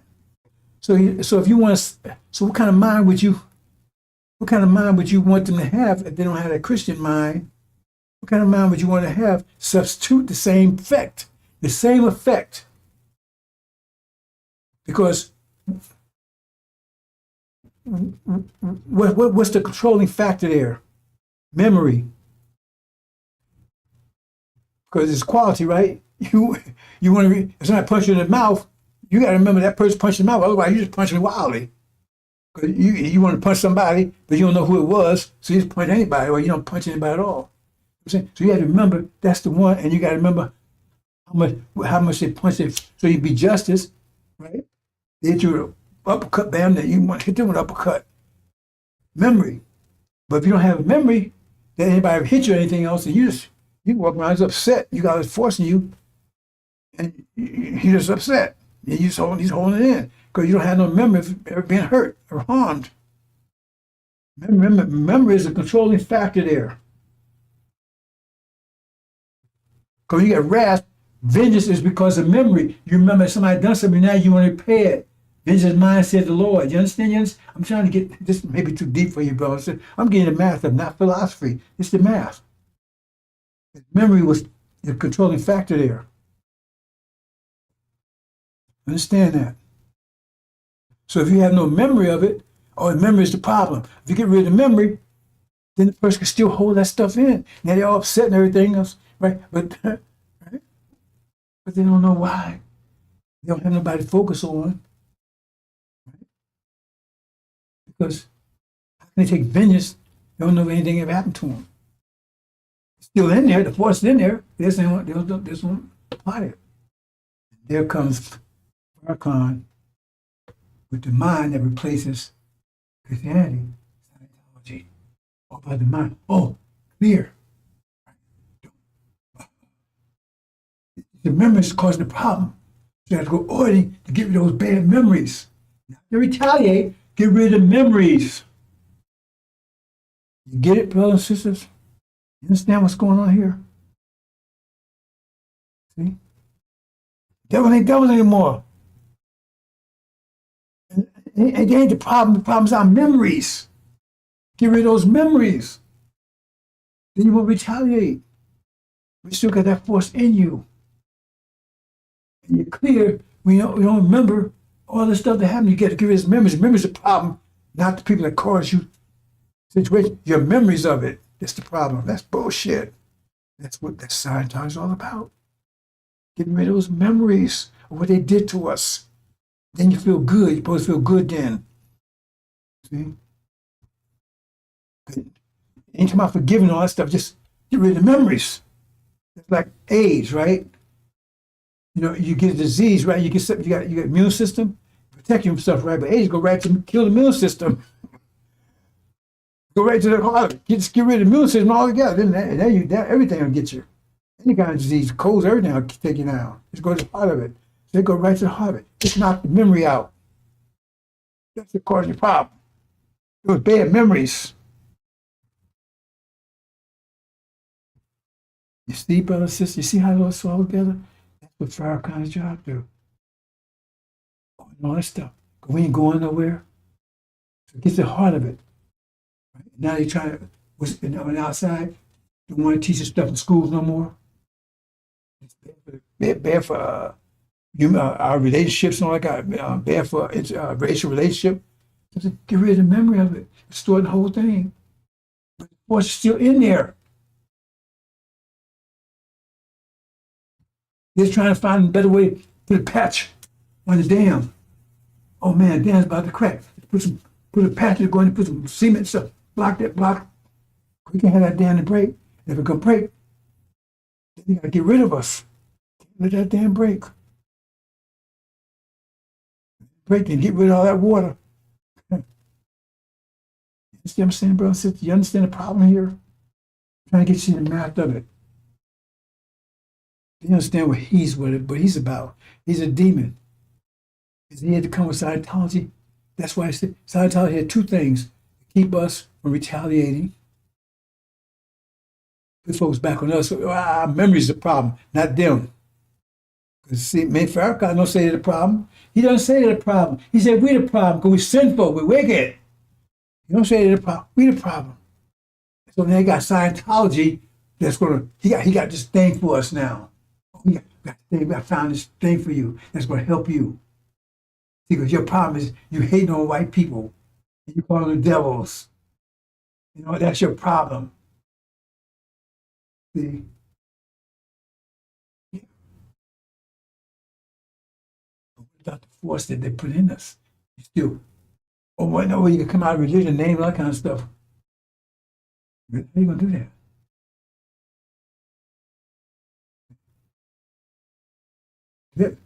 You lived under Elijah. Remember, Elijah was releasing some of that. And when you do it, they come after you. Right? When they apply more force. Well, then try to change your name. Tell you a Muslim, see, they apply more force then. They will keep it like you were. You understand, but I'm trying to get a master of the situation. They understand what's going on here, who's who. Because right now, you have enough power to destroy them. Problem is, that's why Suleiman had to go after him. Because he's the one who's controlling your mind. They're marked, get rid of Legion, they get rid of him. Let's get rid of him, right? Boom. But it's time to release those. See, after 2020, you don't have to restrain anymore. Restrain was That time we had enough power to destroy. That's why I told him, use wisdom to destroy it until you build up enough power inside. That's how you get greater pressure. By taking it, your pressure build and build and build inside, build until it's greater than they can withstand. And then, bam, that's how you overcome lower pressure. Higher pressure. Because now but you got to suffer, and your pressure builds up to greater than theirs. But it's internal. And the only way you're going to be happy is you got to release it. But they don't want you to release it because that's their destruction.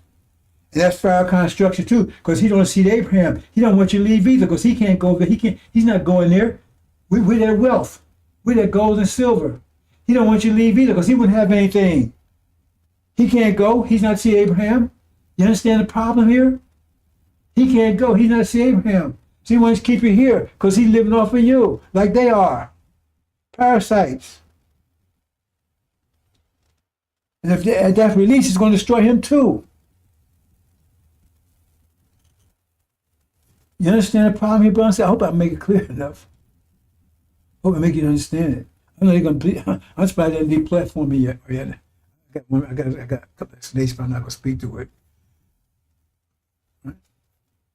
Because this is exactly what's going on, brothers and sisters. I'm trying to get you to understand the whole picture. He's blocking it, telling you, oh, your memory's a problem. Then you don't retaliate because you think you're the problem. And then you're going to destroy the reason. Because they're rewriting history and everything else. They tell you, hey, no, it's your memory's the problem. Get rid of your memory. Don't call it devil's devil when it ain't the problem. Your memory's the problem. So now who you got to take revenge on? How you going to release all that pressure in you? Revenge is releasing all that returning back to who you were. Because vengeance means somebody got you going away from your natural state. That's what vengeance is. You away from your natural. If you're in your natural state happy, what are you going to get vengeance for? You're trying to return your natural state. So there's a force that's doing that. And vengeance is to turn that force back on the person that's force to turn you from your natural state. Is that clear enough for you, brothers and sisters? That's the mathematics of it. So anybody that's telling you means they're part of the problem. That's why Farrakhan's doing. That's why he sit there. That's why he said attack your mind. He's like, hey, just go to the root of it. Destroy that. Your memory. And what happened to him and everything, let's go to your memory's the problem. You're the problem now. Not them. You're the problem. Because you're storing these bad memories. Get rid of these memories and you're clear. Then you're happy. No, bullshit. You're not going to be happy. Because clearly they ain't happy. They can talk that crap they want to. They still get that force inside them. They're still other than themselves. We're not home. We're not our own ideas. We're not living our own way, having control of our own families, everything. We're going to still have that. But you don't know it because they telling you the problem. So now instead of you using vengeance on them, you use it on yourself. Somebody had to come and get rid of him because he's the one holding up your mind.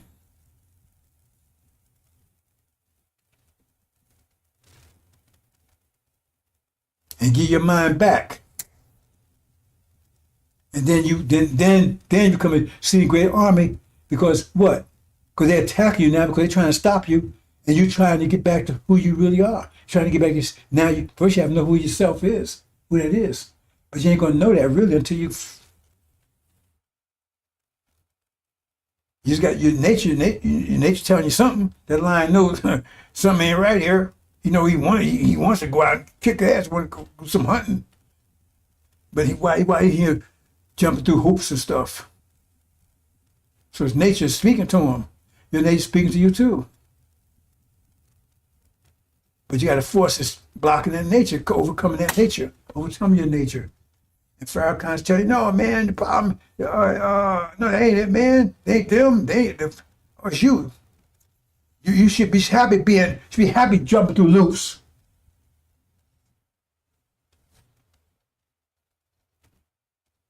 So you should be happy being a trained lion. And that lion will never be happy like that. Not his nature. But he's telling you to be happy like that. Happy staying here with the devils. See, they just like us. See, this is this. Yeah, talk about brother. All that Scientology. That's the idea behind it. He just was. And the second side of it is it's also an intelligence tool. Because then you want to move up in this so-called their little organization over there, you got to do orderly. You got to be sincere. That means you got to tell all your secrets. The Bible tells you don't do that. Elijah's mama told you don't do that either. So now you tell us stuff, and now they got material on you. We didn't keep that private. You think Farrakhan gonna say, tell me what this person told you, they won't tell them? Now he's got blackmail information on you. Because you stupid enough to tell him everything. Why would you do that? See? You understand, brothers and sisters? Think that over for a minute. I got it. Somebody's going to do it. Oh, give me a minute, brothers and sisters. Just think about it. I'm going to talk about something else. We're going to close.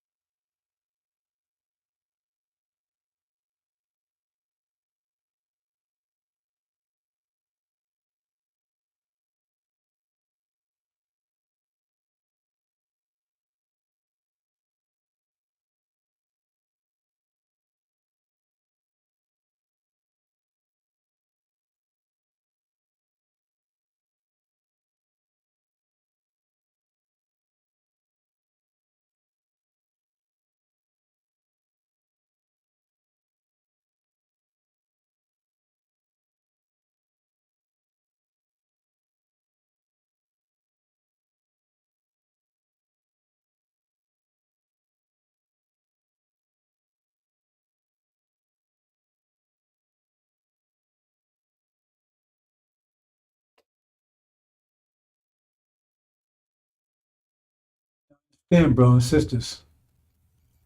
But we have full understanding of this principle. Because they could not do that, enslave their own devils and do that to them. Because they had the same structure to them, they could not hold that in that long. Because remember, they have a little bit of structure. So they had to fight back. That's how Armageddon, they had to fight back. See, since our structure is 990, then we take 10 times as much. 10 times as much than they can. See, that's it. Meek shouldn't have the earth because we can take that much. And that's how we overcome. But just keep taking it till it builds up enough to destroy them. And that's why the jinn couldn't do it either. They said we can't do it. But what happened to them? Because remember, when they're hitting, they're not storing up. So in other words, if you hit me, I hit you back. I'm not storing anything up, so I never build enough pressure to destroy you. I just got enough to keep blocking you. If I keep absorbing, that means I build it, build it, and build it, and build it. It's resonance until I get enough to overcome you. That's why I've told we submit. But the jinn, they fight back all the way, right? So they have nothing stored up.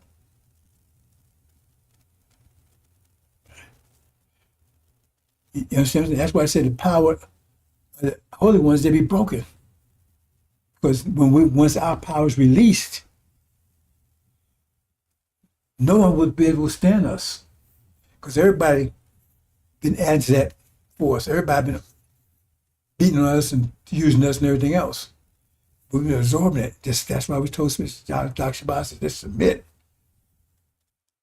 See, and said, well, you don't understand, just do it. So you understand, just do it. But now the problem is right now is that now you had a power to take down the whole planet. You had the power to take down the whole planet right now. The problem is, you still got their mind. And that's what Suleiman has to come and give you the mind.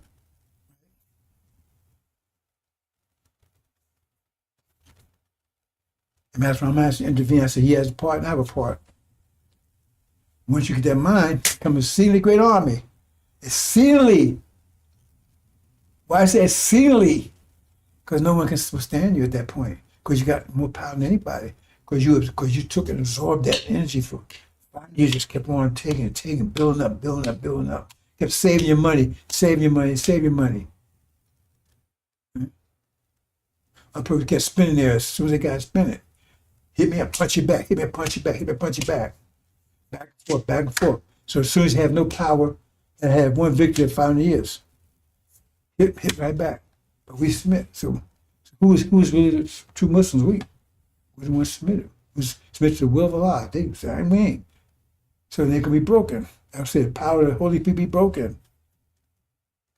That's one of the signs. So when you understand the mathematics, you say, well, why they say all these things, how these things fall into place. And so, and let me say a couple more things. I'm gonna close, brothers and sisters. Try to put this in focus here. I think I got something here. Hold on. You see here? That's part of keeping you holding it in. Because remember, you have to take, you got the power, you have the mind. And this part of the mind, because this part of to underscore the fact, to keep you disunited. Because even if you release that energy, if it's released all over the place, you're not gonna have the impact that you'd have, right? Because you may cripple the devils and cripple everybody else. Because now because you spread all over the place, that the folks are like a laser. That's why you right here with them, because all that's supposed to be focused there. I mean, because they're the root of this whole thing. Right? Like house of cards. The thing is, that's why I have to be united. Come together as a single great army.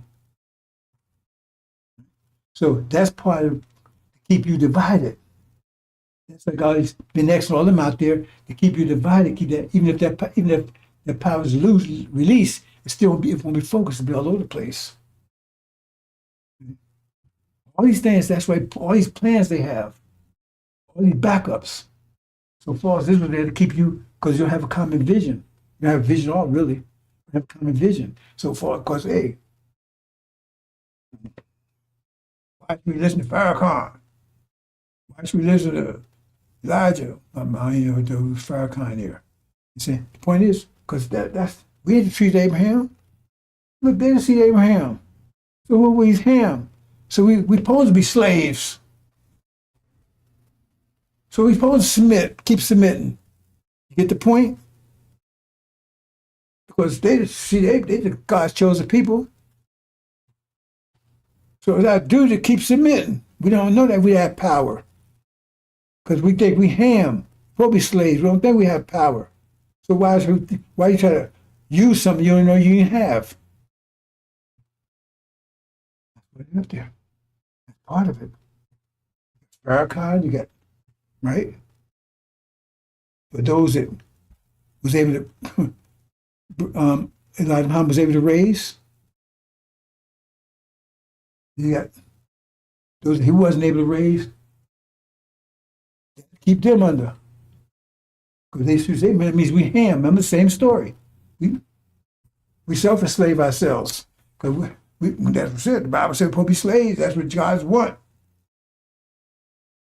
That reinforced the Christianity thing. Goes stay. You see all these things are working against you. And I say they said the dragon was sitting there watching to see. We say dragon, that includes the angels also. Remember the dragons, how you define a dragon? 10 horns, 7 heads. That means the heads is a dragon, also includes all of that. Be careful with these things, brothers and sisters.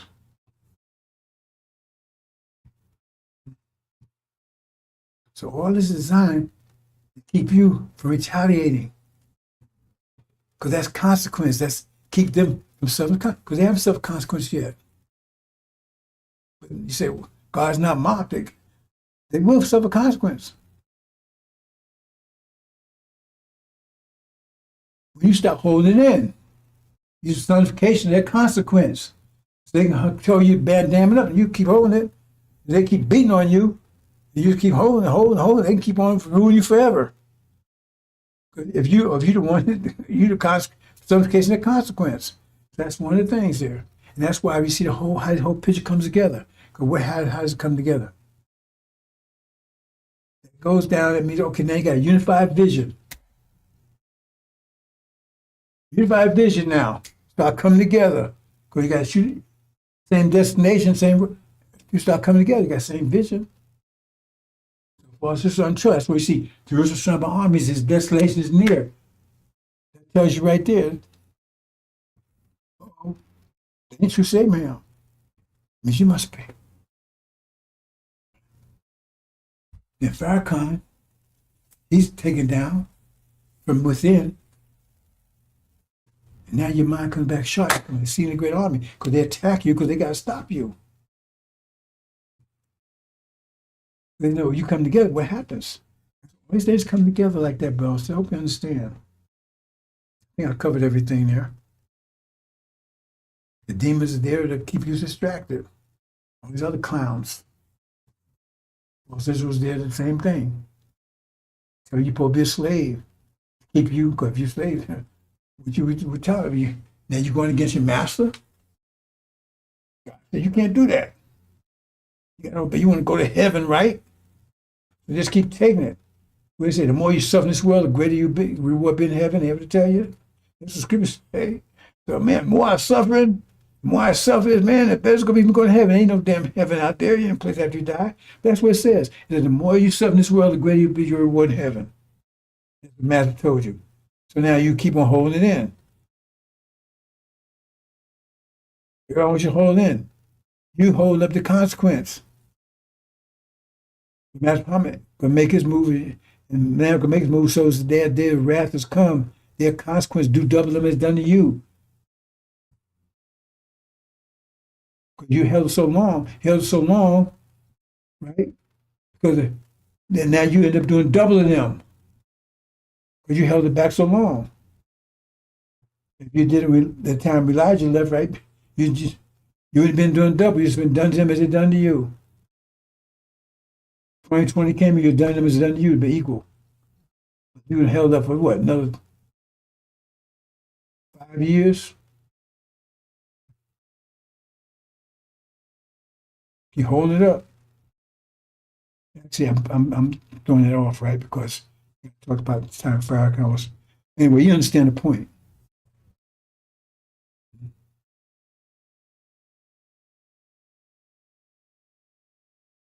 Those time frames are there because of the situation.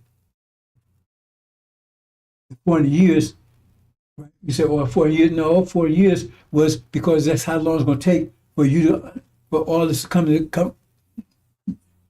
Because actually, you would have been less than 40 years if you did this, if you had been overcome by Farrakhan.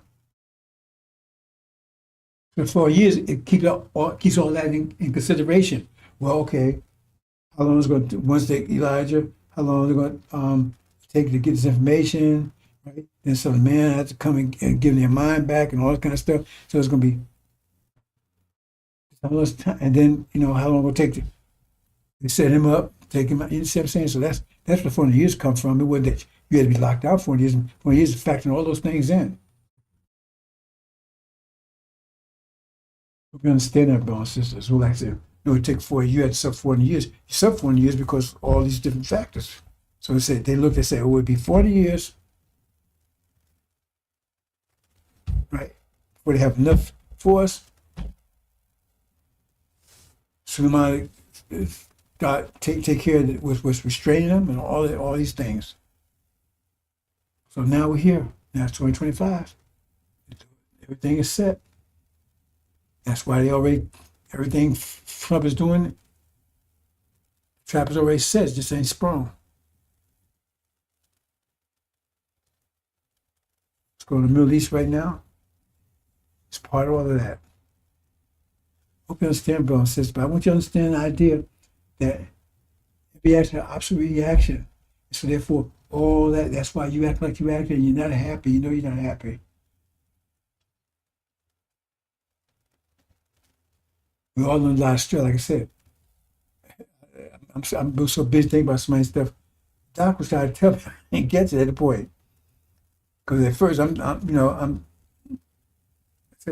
it's only me, but I got to keep up all this, right?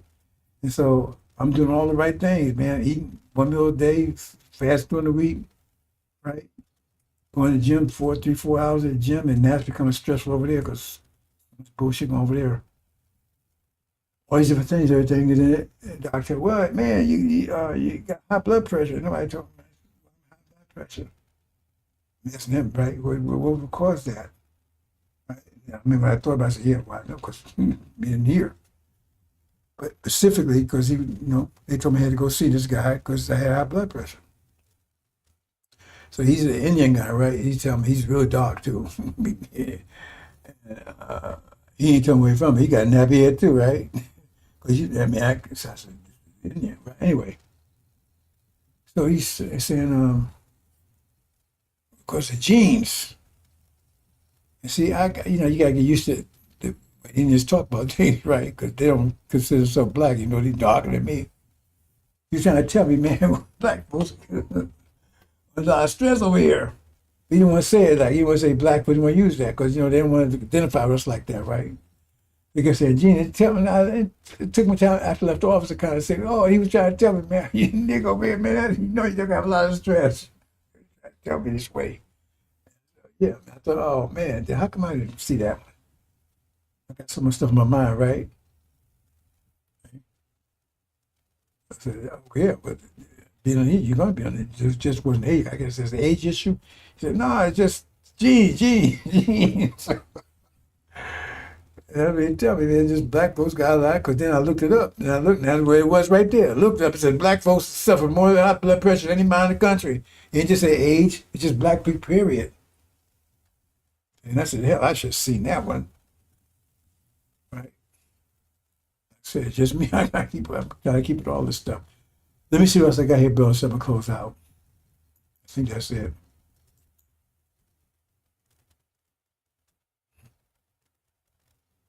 When this happens, we have unified vision. Them coming to see the great army because we got the power, we got it. They said they didn't know it'd be more powerful than them, but then you got to turn that, right? Focus that power. And that's about to happen. Now, I'm not telling you we're going to go out and attack them. No, they're going to attack us. Okay? Actually, see, the point is, this backfiring them. Because they're beating us. They was warned, do not mess with that tree. It was warned. Because by doing that, and we stay in submission, we're going to build enough power to destroy them. They was warned, don't mess with that tree. So it backfired on them. They was using a form of resonance on us. They didn't know it was resonance. But our submission turned out to be resonance in our favor against them. Because we built our energy up. They kept building up till it was greater than theirs. Now when things that be released, they realize their mistake. Oh man, we can't have vengeance. Because I know if you go to this study, I said, tell you, we can't do anything. Even though it was a command, says do double. It didn't say I think you should do this no, it was a double. It said do double them what they've done to you, twice as much. FARRAKHAN, if you go to the study, we say we can't do anything. See, the whole thing's about don't retaliate. They're good people. 911 man, they good, because he's the holding up the dam, holding that dam up. He's the last chance. Hold that dam breaks, man, it's over. They got a little boy putting the thumb holding the dam up, because you already got it, and they're doing everything they can to keep you from understanding that. Keep away from this message. This message resonance too. It says, "The Lord consumed the spirit's mouth and destroyed the brightest coming." He said, finally break through, bam! When he breaks through, and said, "You're willing." He said, so they be willing that they see put all together. Then when they break through, because right now, man, that was the only thing holding up right now. That's the only thing, man. I can't hold it up no more, man. I can't hold all this pressure in me, man. Now it's all these kids and everything going out, just jumping on, killing devils and carrying on. I ain't telling them to do that. It's hard to hold on now. It's so built up so much in you. And so you be willing then. As soon as they release, man, damn, ooh, get all this pressure off of me. I've been holding stuff for 40 years, man. I'm tired of this shit. And they're the ones that are doing it. Bam! You get it? That's what's happening right now. That's what's going on in the Middle East right now, because the devil's doing everything they can to get you, keep that bile up, keep false spirits up there. They're doing everything. And if false spirits go down, we gotta get rid of them. So they setting the trap up. They're putting all these they're using the immigrants as a dummy. Say, see, it's them, but they plan on setting all these all these detention centers. They don't need them anymore. Remember, they don't have to have trial anymore. Detention center was people there while they go to court and do whatever they call it, right? But they don't do it anymore. They send you straight home. They don't need to go to the court anymore. They already stopped that. The immigration, they go to immigration, have immigration review, whatever they call it. They don't do that anymore. So they can just send your ass out here. They don't have to go to court and find out, get an immigration check, whatever they call it, right? Hearing. So what they need to keep building these things for? They send your ass out here, especially in Texas. They got to send your ass across the border. So what they got detention camps for? You don't need them anymore. Detention was till you had a hearing. But you don't get here, they send your ass out of here. Don't you get it? Here, that's for you. Why ain't stopping the genocide over there? It's getting the world used to it. Because they get ready to do it on you. That's what I said. So it comes as a snare. Let's deal wisely with them. Because if they see you about to get away, kill them. Wipe them out. So that's why I tell you to flee. Why I tell you to flee? When you see Jerusalem going down, because that's a sign that's supposed to keep you tame, keep you ham, keep you holding it in. Now it's gone, you ain't gonna hold it anymore. So that Philippians already got it already set for you. It's already set. So when you see that going, that's they're going to move in. They got to take you out. It's already set. That's why you got to flee immediately. You can't go home and get your baby or nothing. It's already set. Trap's already set. That's already sprung. Okay? So, and depending on what they see over there. So men's heart filled with fear, but what's come on, because they see it's going to come here, and most of the men they're talking about is you. Because what's going over there? Genocide. Now you know genocide's coming here. Because that was always set, the test case, to see how people are going to react. And the media's all going along with it. It's a conspiracy. Because why is the media going along with it too? They're all ready for your ass. It's closing in. The media knows they're right in on board because they know you're going to destroy them too. Everybody's on board with it. How come there's open genocide? Nobody's talking about it. But you got to go on the internet to hear about it. You talk about here, the media's on board and everybody. They talk about just a little bit, maybe get some credibility, but nobody's talking about it.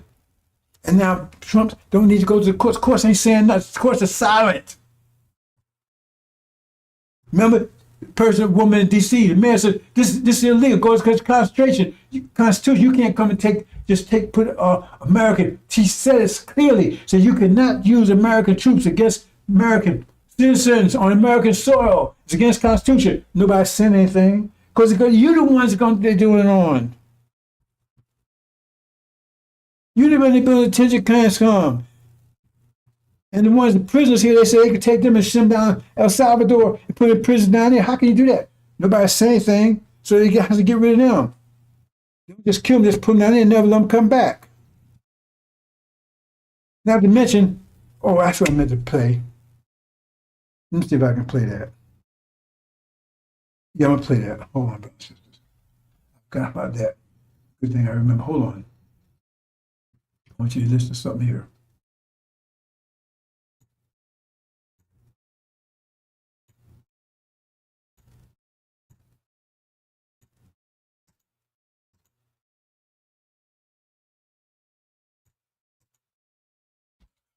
find it. Where did I put it? I put it right. It should be right here.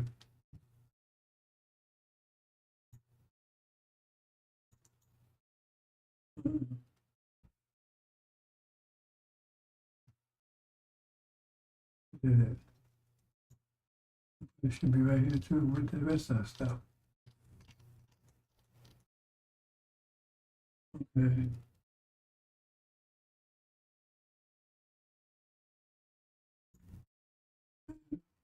No. Do it. Let's do it. Let's do it. I'll do it. Was it here at all? Oh, I did. Oh, maybe I don't have it.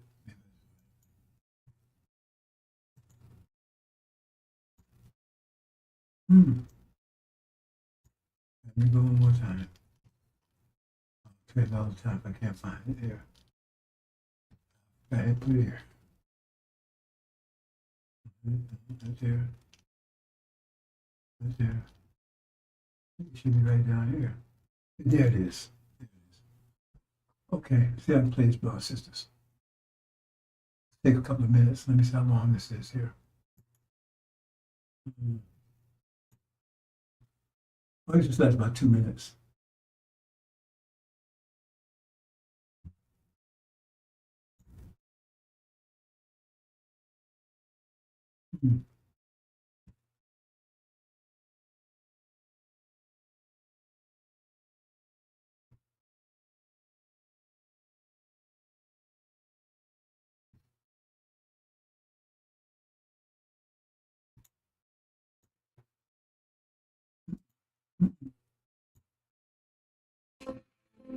One of the leading companies in the development of future prosthetics is Open Bionics Company. The most modern prosthetics are your economist hat on. Let's talk tariffs then in the US in particular. Will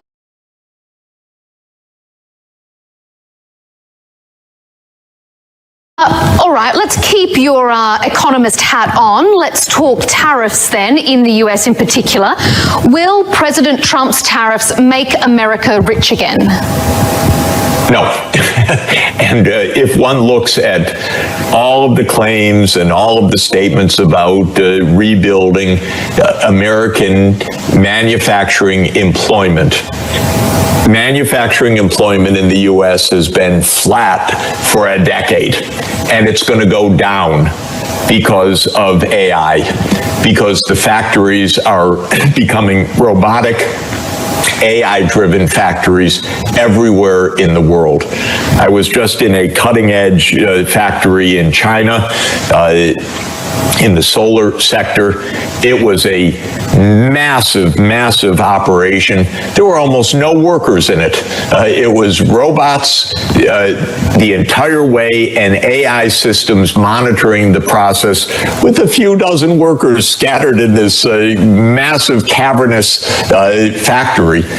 So Trump's idea that he's going to solve an employment problem or recreate jobs, the jobs aren't in China. They're nowhere right now. They're robots. And what Trump is doing is disrupting the existing supply chains that exist. America's not going to be a great shipbuilding industry in the future. By the way, America under Trump is committing a kind of suicide in the auto sector because China's already the world leader in electric vehicles for the next decade to come. And Trump says, I have no interest in that sector. Well, that's the future of the automotive sector, and Trump is uninterested in it. So none of this is really going to work. It's just disruption. All right, so we've talked Russia sanctions and a little bit on US tariffs.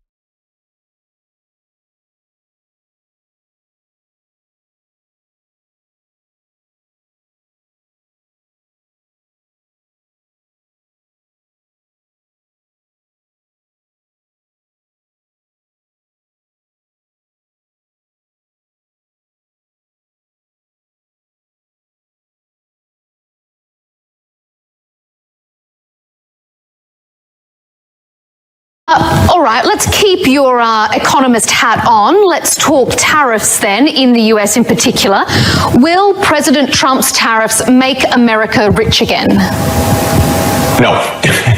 And if one looks at all of the claims and all of the statements about rebuilding American manufacturing employment in the U.S. has been flat for a decade, and it's going to go down because of AI, because the factories are becoming robotic, AI-driven factories everywhere in the world. I was just in a cutting-edge factory in China, in the solar sector. It was a massive operation. There were almost no workers in it. It was robots the entire way, and AI systems monitoring the process, with a few dozen workers scattered in this massive cavernous factory. So Trump's idea that he's going to solve an employment problem or recreate jobs, the jobs aren't in China. They're nowhere right now. They're robots. And what Trump is doing is disrupting the existing supply chains that exist. America's not going to be a great shipbuilding industry in the future. By the way, America under Trump is committing a kind of suicide in the auto sector, because China's already the world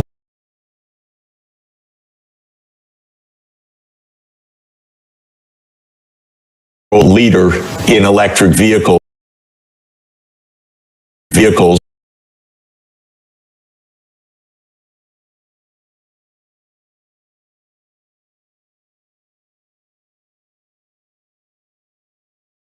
All right, let's keep your economist hat on. Let's talk tariffs then, in the US in particular. Will President Trump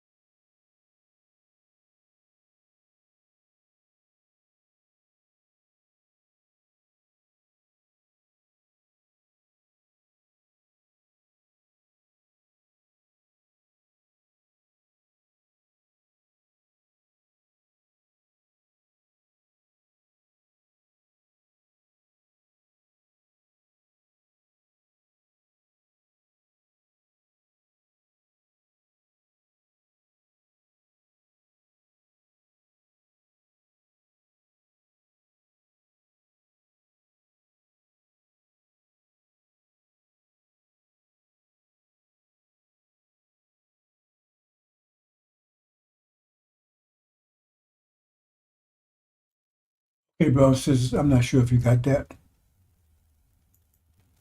but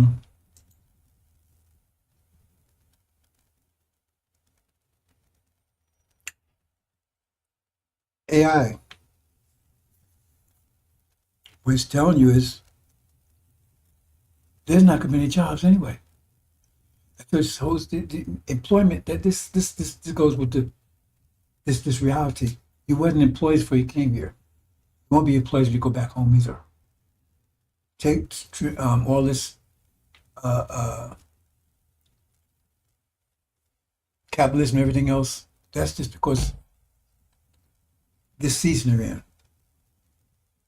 That works for it. It'd be a whole different thing. All things new. But that's another problem they have. That's why they got to get rid of you. They won't need you anymore. That's what all this stuff's going on.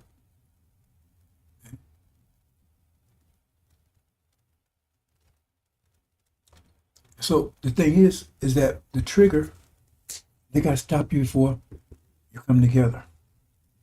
Because they talking about China. They sent jobs to China. They did that because they didn't want you to have them. See, he's worried about you. That was another way to keep you from gaining any ground.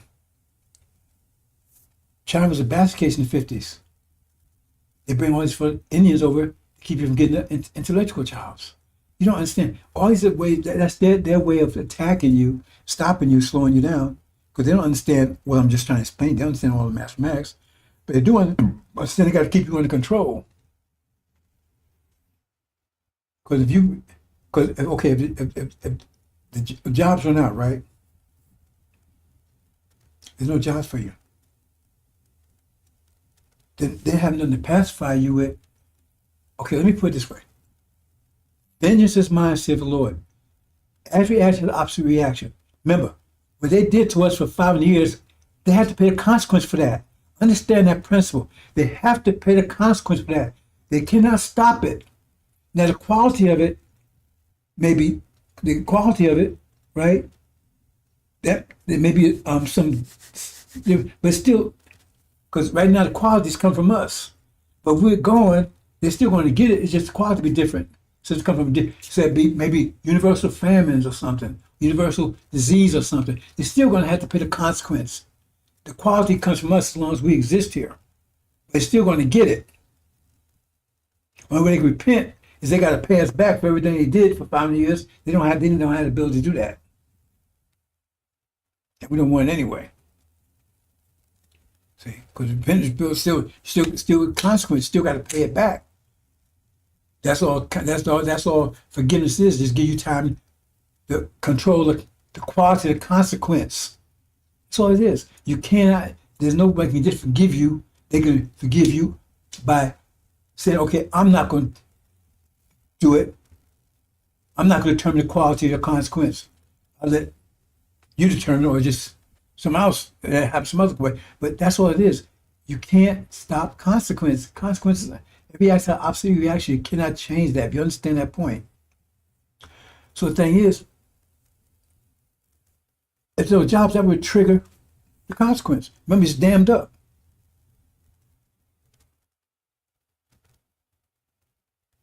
Right? So when they have these like George Floyd and that kind of stuff, it kind of like almost releases it. They have somebody step in there. Oh no, you don't. Remember, they always have family come in. Don't ride. Don't do anything. Try to find ways to keep you holding in. That's all it's about, Bill. It's keep you to hold all that consequence in. You can't. But the point is, you holding in, you damn it up. But they cannot. So you, as long as you want to hold up, you can hold it up. But sooner or later, you ain't even hold it up any longer. You dam holds the water, but after a while, it's too much for even for the dam to hold. Too much. We can take nine times more punishment than they can. At some point, only 9 times more, 9,000 times much. At some point, you get to the threshold where you reach the 999, you can't go any further. So they don't need you anymore. They tell you, the Chinese factories, they don't hire anybody in there. They got a socialist system. You think they're going to take care of you, going to send you a check or something? So that right there would trigger, cause that dam to break. Right? Oh, we ain't got no jobs, everybody get mad. And they can't stop it. They're going to fix the quality, and the quality is get rid of you and stuff in some kind of way. So that's where they back up, get rid of you. When they see they can't control you any longer, right? Control your mind. They can't control you, control your mind, but they control you through your mind. So they can't do it. That's what it's all about, brothers and sisters. And so all these factors come in because remember, the spring is coming. That gets back to AI. All this stuff is precious built on them. We're the cause of it. We're the focus of it. Focus what's happening in the Middle East. That's why they got fake forces. And no matter what, that's the Gaza thing over there. Dude, that's a check. Test, because that's what they plan on doing to us. They already tested it. Hope you understand, brothers and sisters. Hope you understand. So a lot of it's going to be lost. Hopefully not many, but it looks like it's going to be a lot. So how people lost for lack of knowledge. But that's where you are, brothers and sisters. You're in critical times, and those clowns I told you about, They will pay a stiff price. And these preachers, they're going to pay a stiff price. You understand, brothers and sisters? See, here in the United States, non-Hispanic black, the highest prevalence of high blood pressure, hypertension compared to all racial ethnic groups. Men and women, that tells you right there, pressure is becoming too great for you to hold. You're starting to reach your limit, how much you can hold up. Then day wrath is coming, that's when you release it. Then you be happy. Because now all that pressure that you've been building 500 years, all that wicked, all that stuff, you're holding all that in and you're letting it go. Back towards the person that took 500 years to build on us, all that for coming in with one day. Dramatic thing it is. You understand, brothers and sisters? So I'm gonna leave it there. I don't think there's anything else. Okay, I'm gonna leave it there, brothers and sisters. Assalamu alaikum.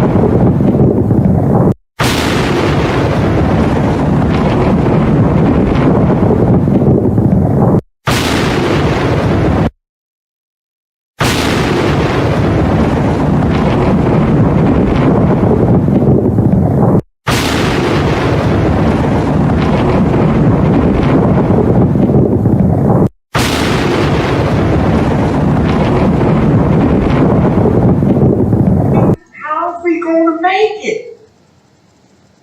Surely you ain't talking about us packing our bags and going westward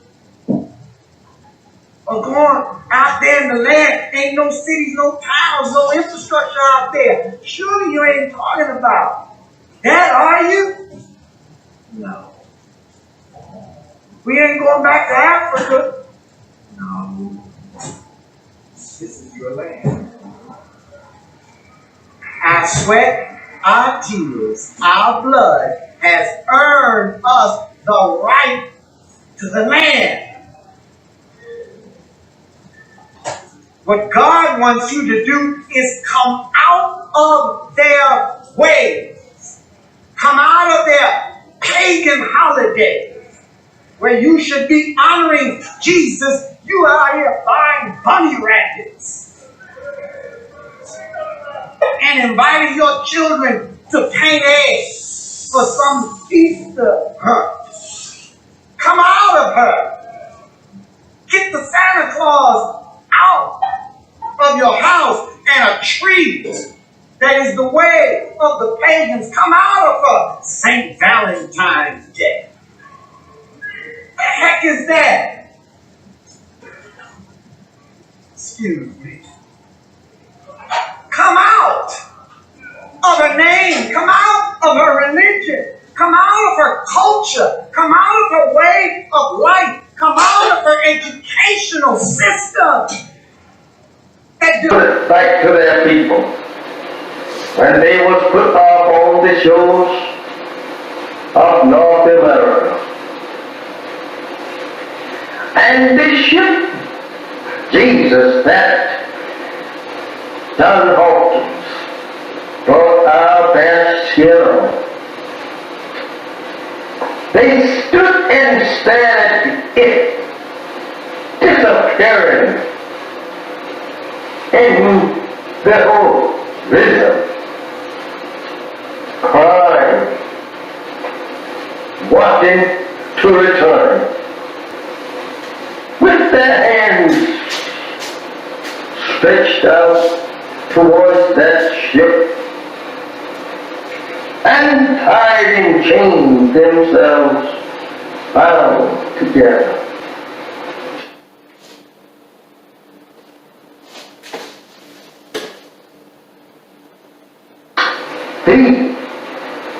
And when they was put off on this memorable shows, they stood there staring at that ship that brought them to a strange land and a strange people who could not speak either one's language.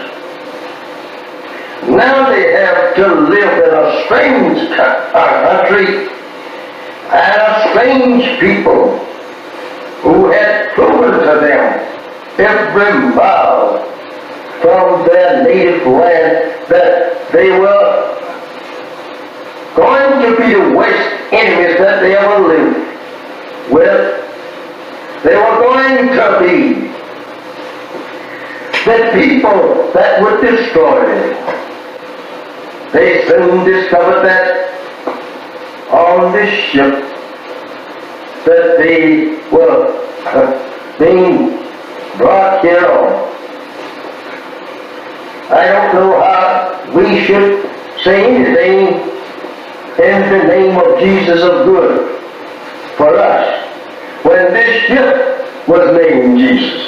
This is how that we have always been deceived by the white man, trying to use Jesus, the name Jesus, to lull us off in a mental sleep, thinking that we are on our way to heaven. This is terrible. My beloved brothers and sisters, this is very hard for us to even to accept today.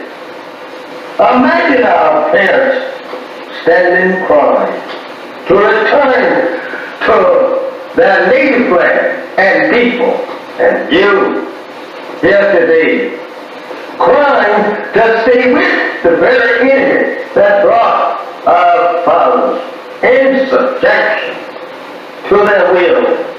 You and I, turning your face from your own native land and turning it back towards our own prison house and our own enemies who has destroyed us and seeks to further destroy us. How do you feel? How do you feel? Not wanting to return to your people. They are trying to make love with the very people that destroyed you and your parents. How do you feel? Acting such. And even today, they are beating and shooting you down throughout the country. There is no justice here for you and me. Why should not you want to be separated and be returned to your own? I ask you that question. Think over your parents on the eastern shore of North America, crying and praying to God to be returned to their own 400 years ago. How would they like, or you like to see them rise up in the judgment condemning you for being such fools as now want to live in the land that absolutely enslaved them and killed them and beat them for 300 long years here. They would condemn you as being fools for not wanting to be separated and go to your own, build up a nation for yourself after the white man say you are free. Remember that.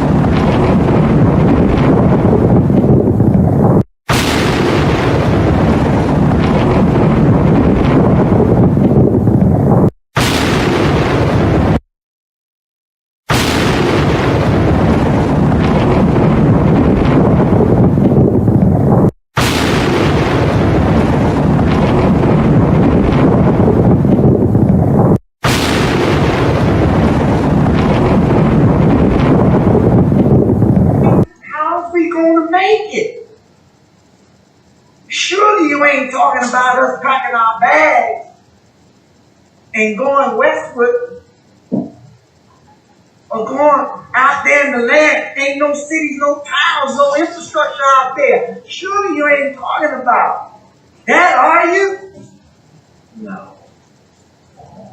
We ain't going back to Africa. No. This is your land. Our sweat, our tears, our blood has earned us the right to the land.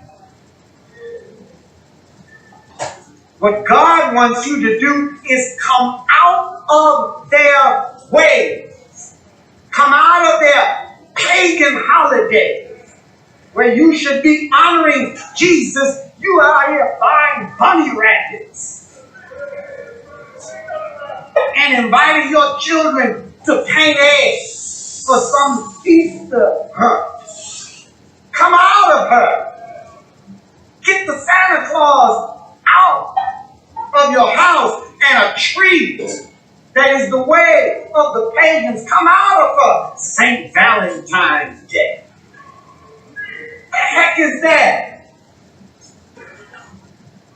Excuse me.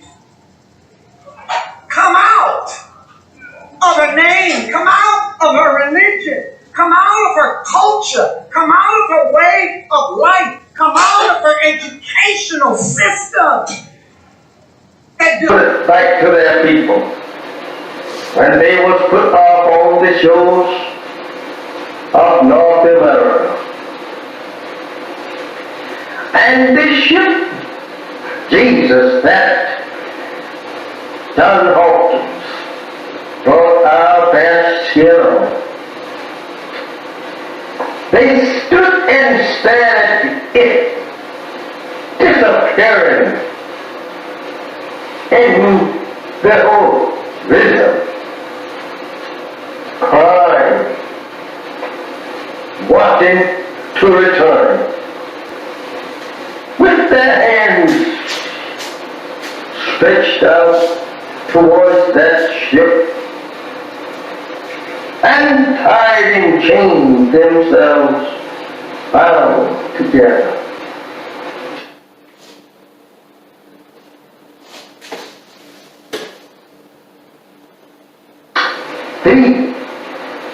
And when they was put off on this memorable shows, they stood there staring at that ship that brought them to a strange land and a strange people who could not speak either one's language.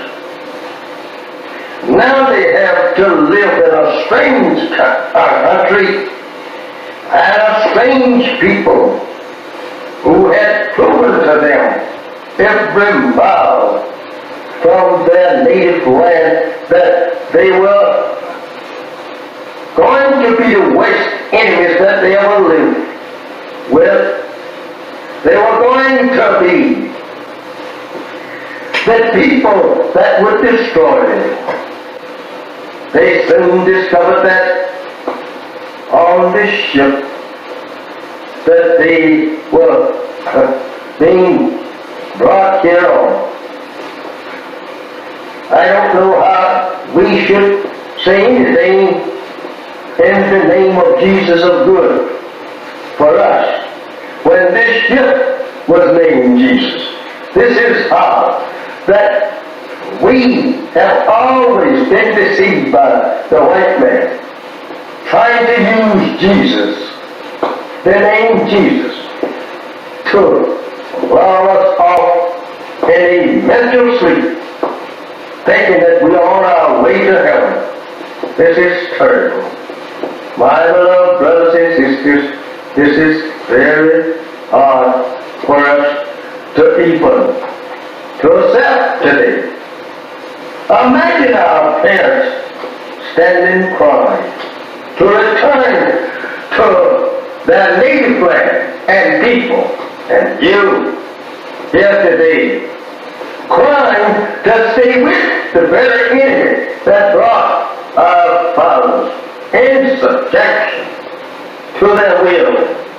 You are now turning your face from your on-native land and turning it back towards our own prison house and our own enemies who have destroyed us and seeks to further destroy us. How do you feel? How do you feel? Not wanting to return to your people. They are trying to make love with the very people that destroyed you and your parents. How do you feel acting such?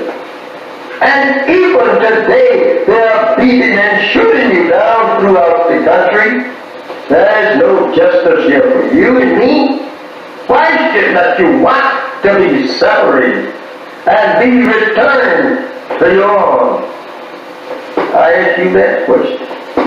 Think over your parents on the eastern shore of North America, crying and praying to God to be returned to their own 400 years ago.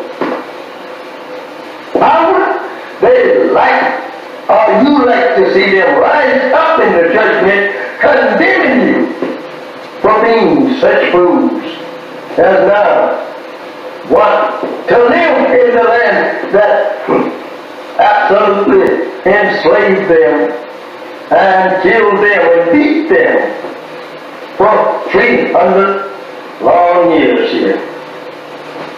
They would condemn you as being fools for not wanting to be separated and go to your own, build up a nation for yourself after the white man say you are free. Remember that.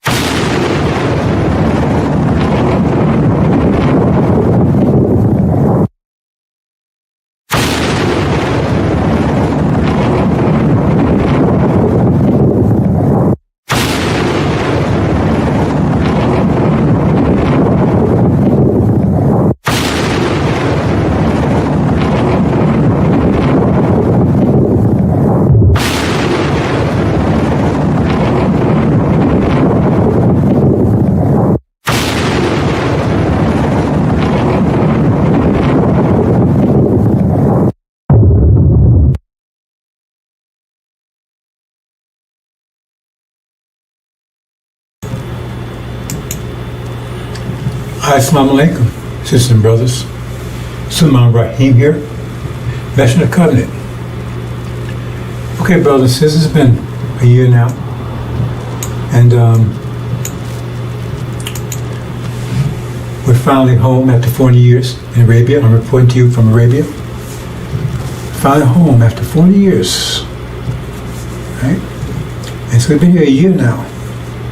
And there was an agreement made. A former slave master, he said, we had a choice. Stay here or leave. Right? So we chose our inheritance, Arabia. So we left. And half the original people decided they wanted to give up their inheritance and traded for a place in America in reconciliation with their former slave master. That's their choice. They chose, said, we don't want to go over to Arabia. We don't go to where it's sand and all that stuff. We want to stay here in America. We've been here all our lives, been here 40 years, born here, right? And we can make peace with our slave master. Okay, so they decided to stay. And so after a year, right, we're getting reports of how things are going over there. And it doesn't sound too good. How things are going over in America with their reparations. Because they was given, they got 6 states, I believe.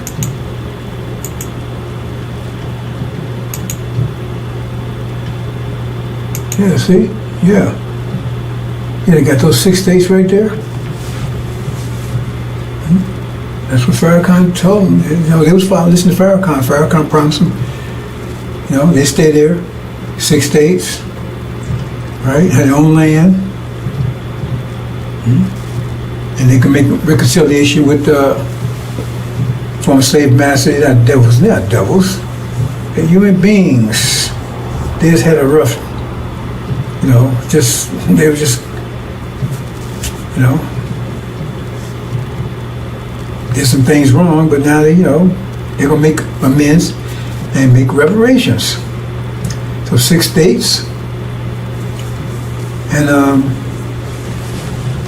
in addition to that, they gave everybody $1 million. Everybody stayed $1 million. Okay? Say, thank you, Farrakhan. They're so happy. Thank you, Farrakhan. Thank you, Farrakhan. Man, you got 6 states. That's what you promised us. We got 6 states. They're thanking you. Thank you, Farrakhan. Right? And this was a year ago. They got the 6 states. Thank you, Farrakhan. Right? Everybody got $1 million. Everybody $1 million. And they're rejoicing. Oh man, they're so happy. Hey, we came here. We made it. We got America, man. We got reconciliation for a master. We got 6 states. Everybody got $1 million. We're all rich. That was a year ago when we left. So we're in Arabia. They're still back there in America. And now we're getting reports a year later. This was the way it was a year ago, man. They were so happy. They were so happy. Right? And now we get reports of what's going on right now. Let's see. Oops, it says a power failure. Great power failure in those 6 states. Power failure. And it's just those 6 states. Right? So, and now they have big and massive. They came asking to turn the power. Well, why can't they do it?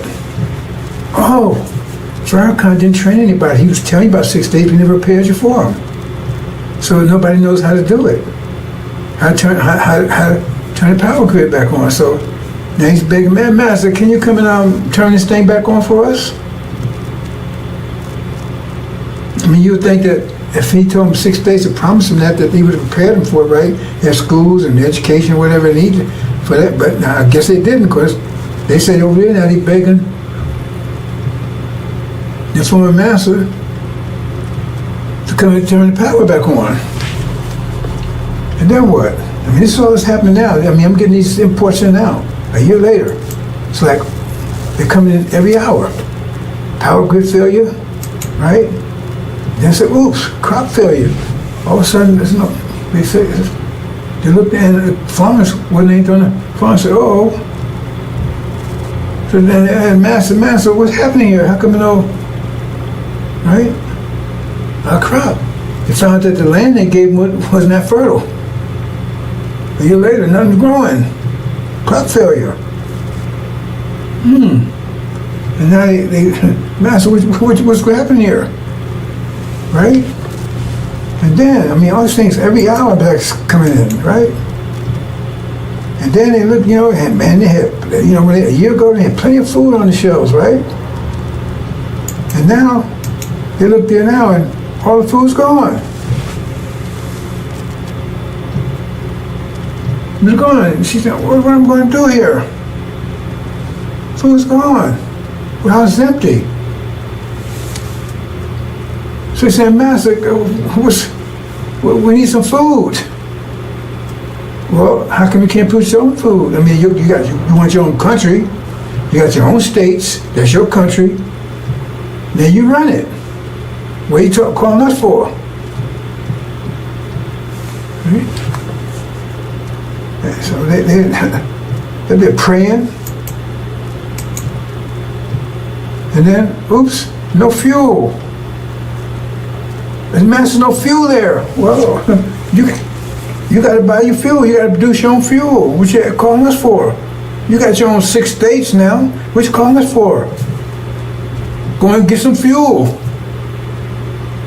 You got money, right? You got your own states. So you got to get your own. What you calling us for? You said you wanted your own, so now you got it. And you got your reparations, so we don't owe you anything anymore. We don't owe you anything anymore, so what you calling us for? We don't owe you anything. You said you agreed to 6 states and $1 million per person. You took that instead of your inheritance, what you call the Abrahamic Covenant, Arabia. You know, your brothers and sisters, they left, they took that was offered to them, they took it. And you said, no, I want this instead. So now you got it. So what you calling us for? Oh, no communications. Oh, man. No communications, right?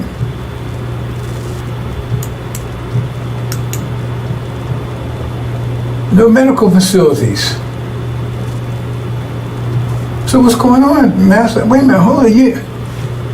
That's you. What you calling us for? That's yours. You got to handle that stuff. You want us to handle it for you? You want independence, now you have it. I mean, wow, this stuff was coming every hour, man. Like a year, they was celebrating. And now they're crying, begging the master, okay, we got all these problems here. I said, wait a minute, that's yours, where you come about your problems? You have to work those out. Right? No transportation, I mean, no planes, no nowhere. We don't have to fly the planes and to drive the trucks and the boats and stuff and to go and get this stuff. Well, what you done this for? You wanted this, you got it. So go ahead and get to train your own pilots, build your own planes, build your own boats and right? You see what I'm saying? Transportation, build your own trucks. What you calling for? Yeah, Master, we see this. You said you wanted 6 states, you got it. You want $1 million per person. That was your reparations.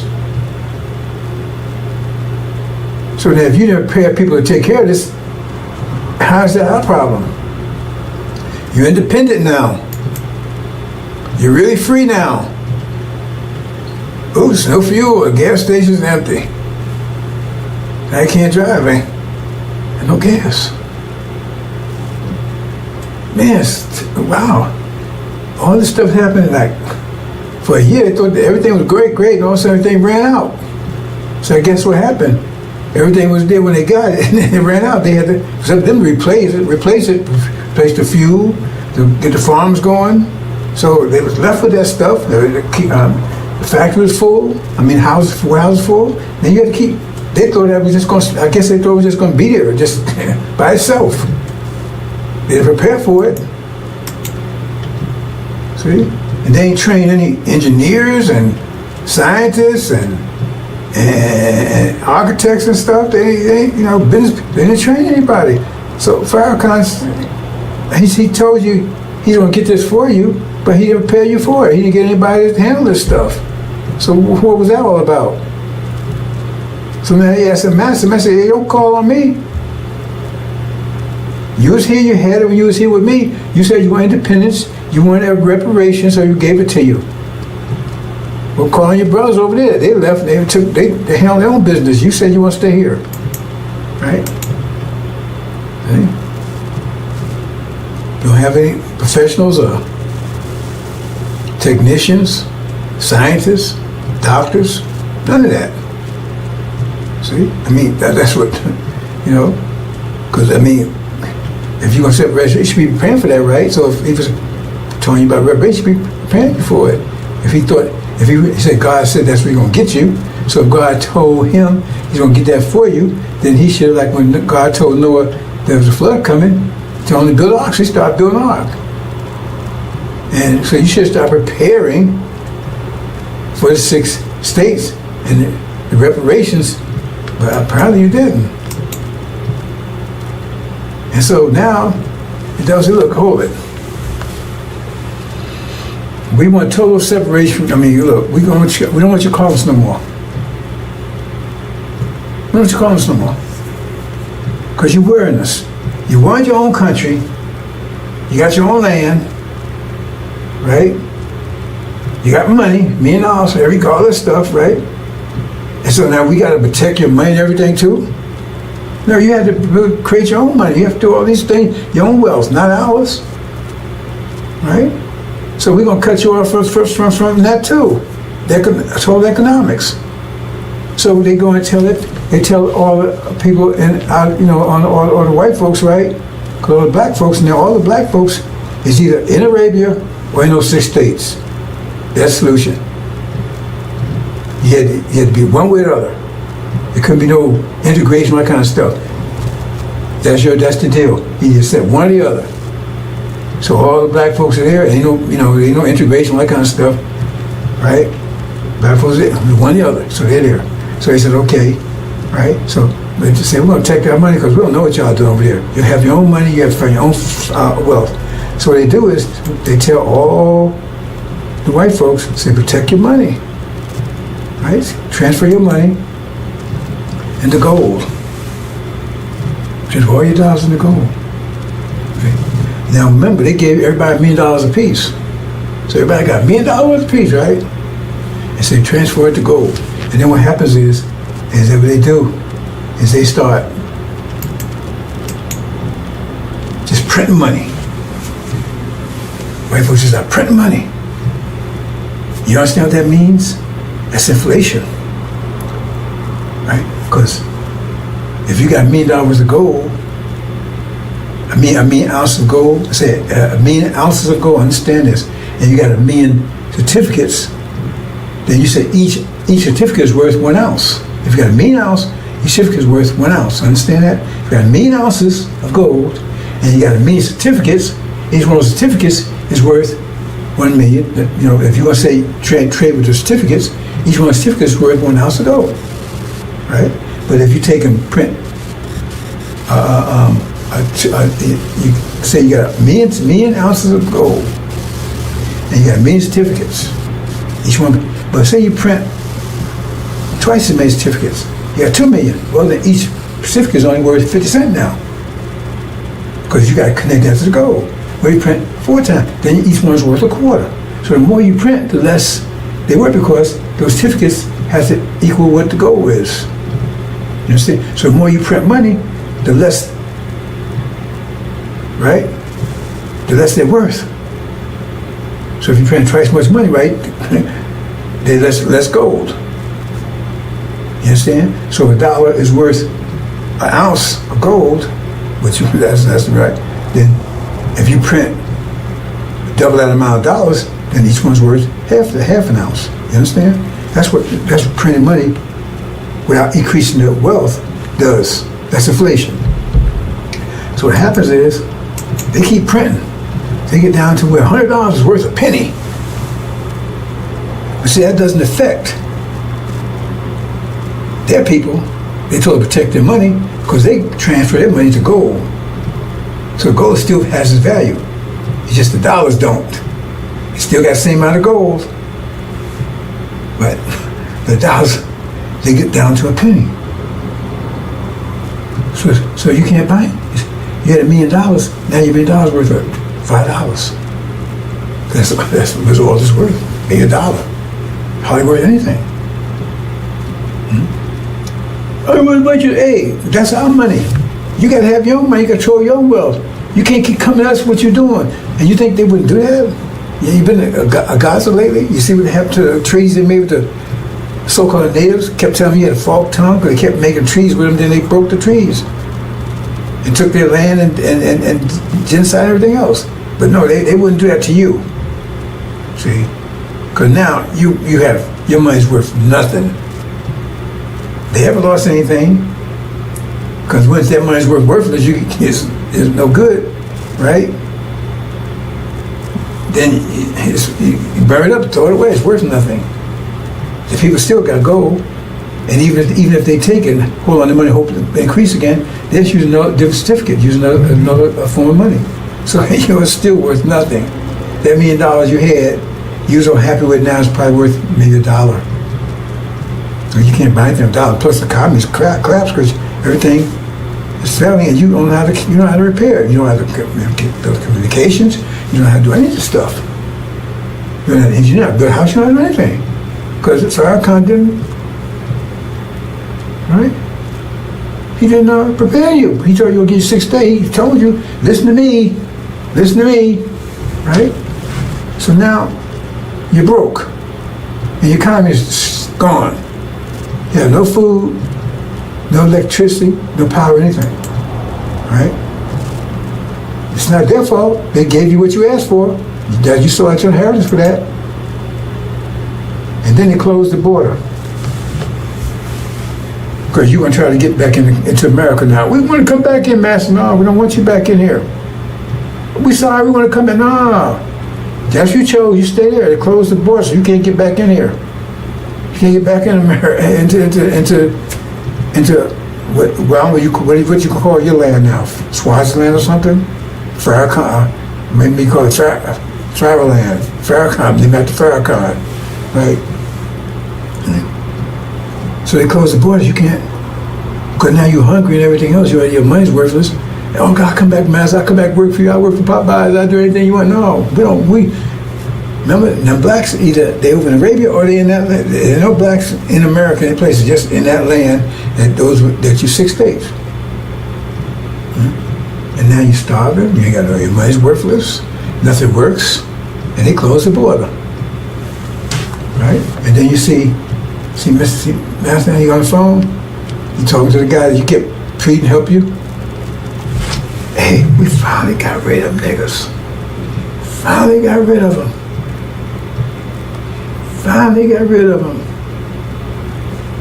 See, on the phone. Yeah, it worked. We sold them no reparations. We sold them that used car. You turned the miles back and everything else, and they bought it. See?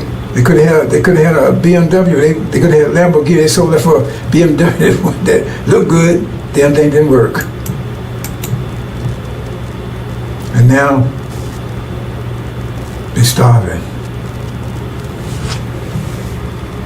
living in tents.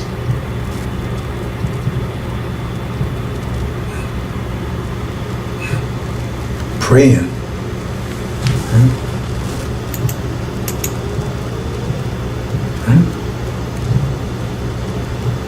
So what? Then what next? What we gonna do, FARRAKHAN? You told us to take reparations, so we did. But they gave us everything that we asked for. What we gonna do, FARRAKHAN? What we gonna do? Pray.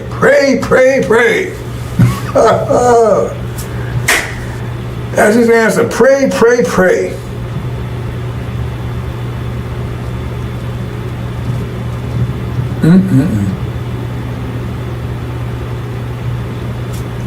That's your reparations. Like Elijah Muhammad said, he had a big picture. We leaving, and blacks staying on the shore, the ones stay behind, and they was whooping their ass. Right? Because they thought you think they want to give you some land and take care of you? You think they want to do that? And go bankrupt, give everybody $1 million? How much that is? If it's 17 million, that's 17 million times 17 million times a million is like $17 trillion, I think, something like that there. Then they're gonna do all that for you. They want to get rid of you. So now they have succeeded. Because they closed the border. What you gonna do? You gonna fight to come out? They closed the border. They got the military around there. They finally got rid of you. No more black problem, no more Negro problem anymore. One group's out of here, another group that's here. They're gone, and our hands are clean. We gave them what they wanted. Well, anything. Okay. God honors contracts. Remember, he honored the contract with Jacob. Esau sold his birthright for a bowl of soup to Jacob, when it was Esau's inheritance, and God honored it. Okay, Jacob, it's yours. You're the one. And that's the deal. Because he ain't your friend. FARRAKHAN ain't your friend. Pray, pray, pray. That's the answer. This is homeland you was promised, you rejected it. So now you got what you asked for. So if they gave you reparations today or tomorrow, how would that scenario not play out like that? Well, they say, okay, we got it, you got it. Tell me how the scenario wouldn't play out like that. And tell me why they wouldn't do it. They love you so much, they're gonna say, okay, we're gonna take care of them. I mean, why should they go out their way to take care of you when you was right here? You was working at Popeyes and then they get up on Section 8, all that stuff right here where they, because they're trying to get rid of that stuff right now. Trump's trying to get rid of all that stuff right now. Because they're closing on you don't realize it. Anyway, that's just, that's what's happening over in America. Wow. Boys come here. Disaster over there. And, oh, I just got a call. Oh, wait, hold on. Really? You serious? Our ambassador just got a call from I don't know what they call it Conland or something. I forgot what it's some name to call it right there. That 6 day. They begged us to come and help. Can they come over here? Can we come and get them? Really? Can we come and get them and bring them? Oh no. Now he went and asked Master Farrah Muhammad, right? He said, no, hell no. We ain't going to get them. And I agree with that. Yeah, the Master said he said, let's call him, and he passed the word to Master Farrah Muhammad. Master Farrah Muhammad said, send him back. Master, no, we can't come and get you. You made your choice, live with it. Or die, whatever the situation is. Wow. I can't believe that. They actually, right, sent a message over. I don't know how they did. I don't have any communication with it. Somehow they got the information over to them. Said, we please come and get them. Nope. Said, no, tell them no. And don't waste time communicating with us anymore. You got your land. You got your reparations. You got your money. You got FARRAKHAN as your leader. Yeah, tell him. Talk to him. Let him straighten out for you.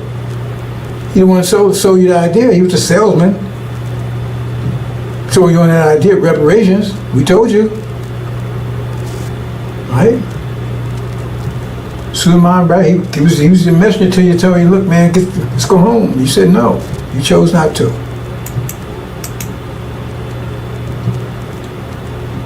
Okay, brothers and sisters, that's a sad story. But I guess that's it. Is that it?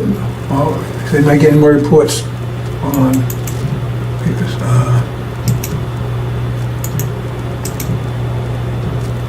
Okay, he says that was Matthew Farrakhan Muhammad's final decision, and I think they closed communications off from there. So, like I said, brothers and sisters, we got those rides. All that came in today, man. Came in fast. After a whole year. Total collapse. Now they're begging it. Somebody help them. We can't do it. Maybe Master help you. We won't do it. Assalamu alaikum.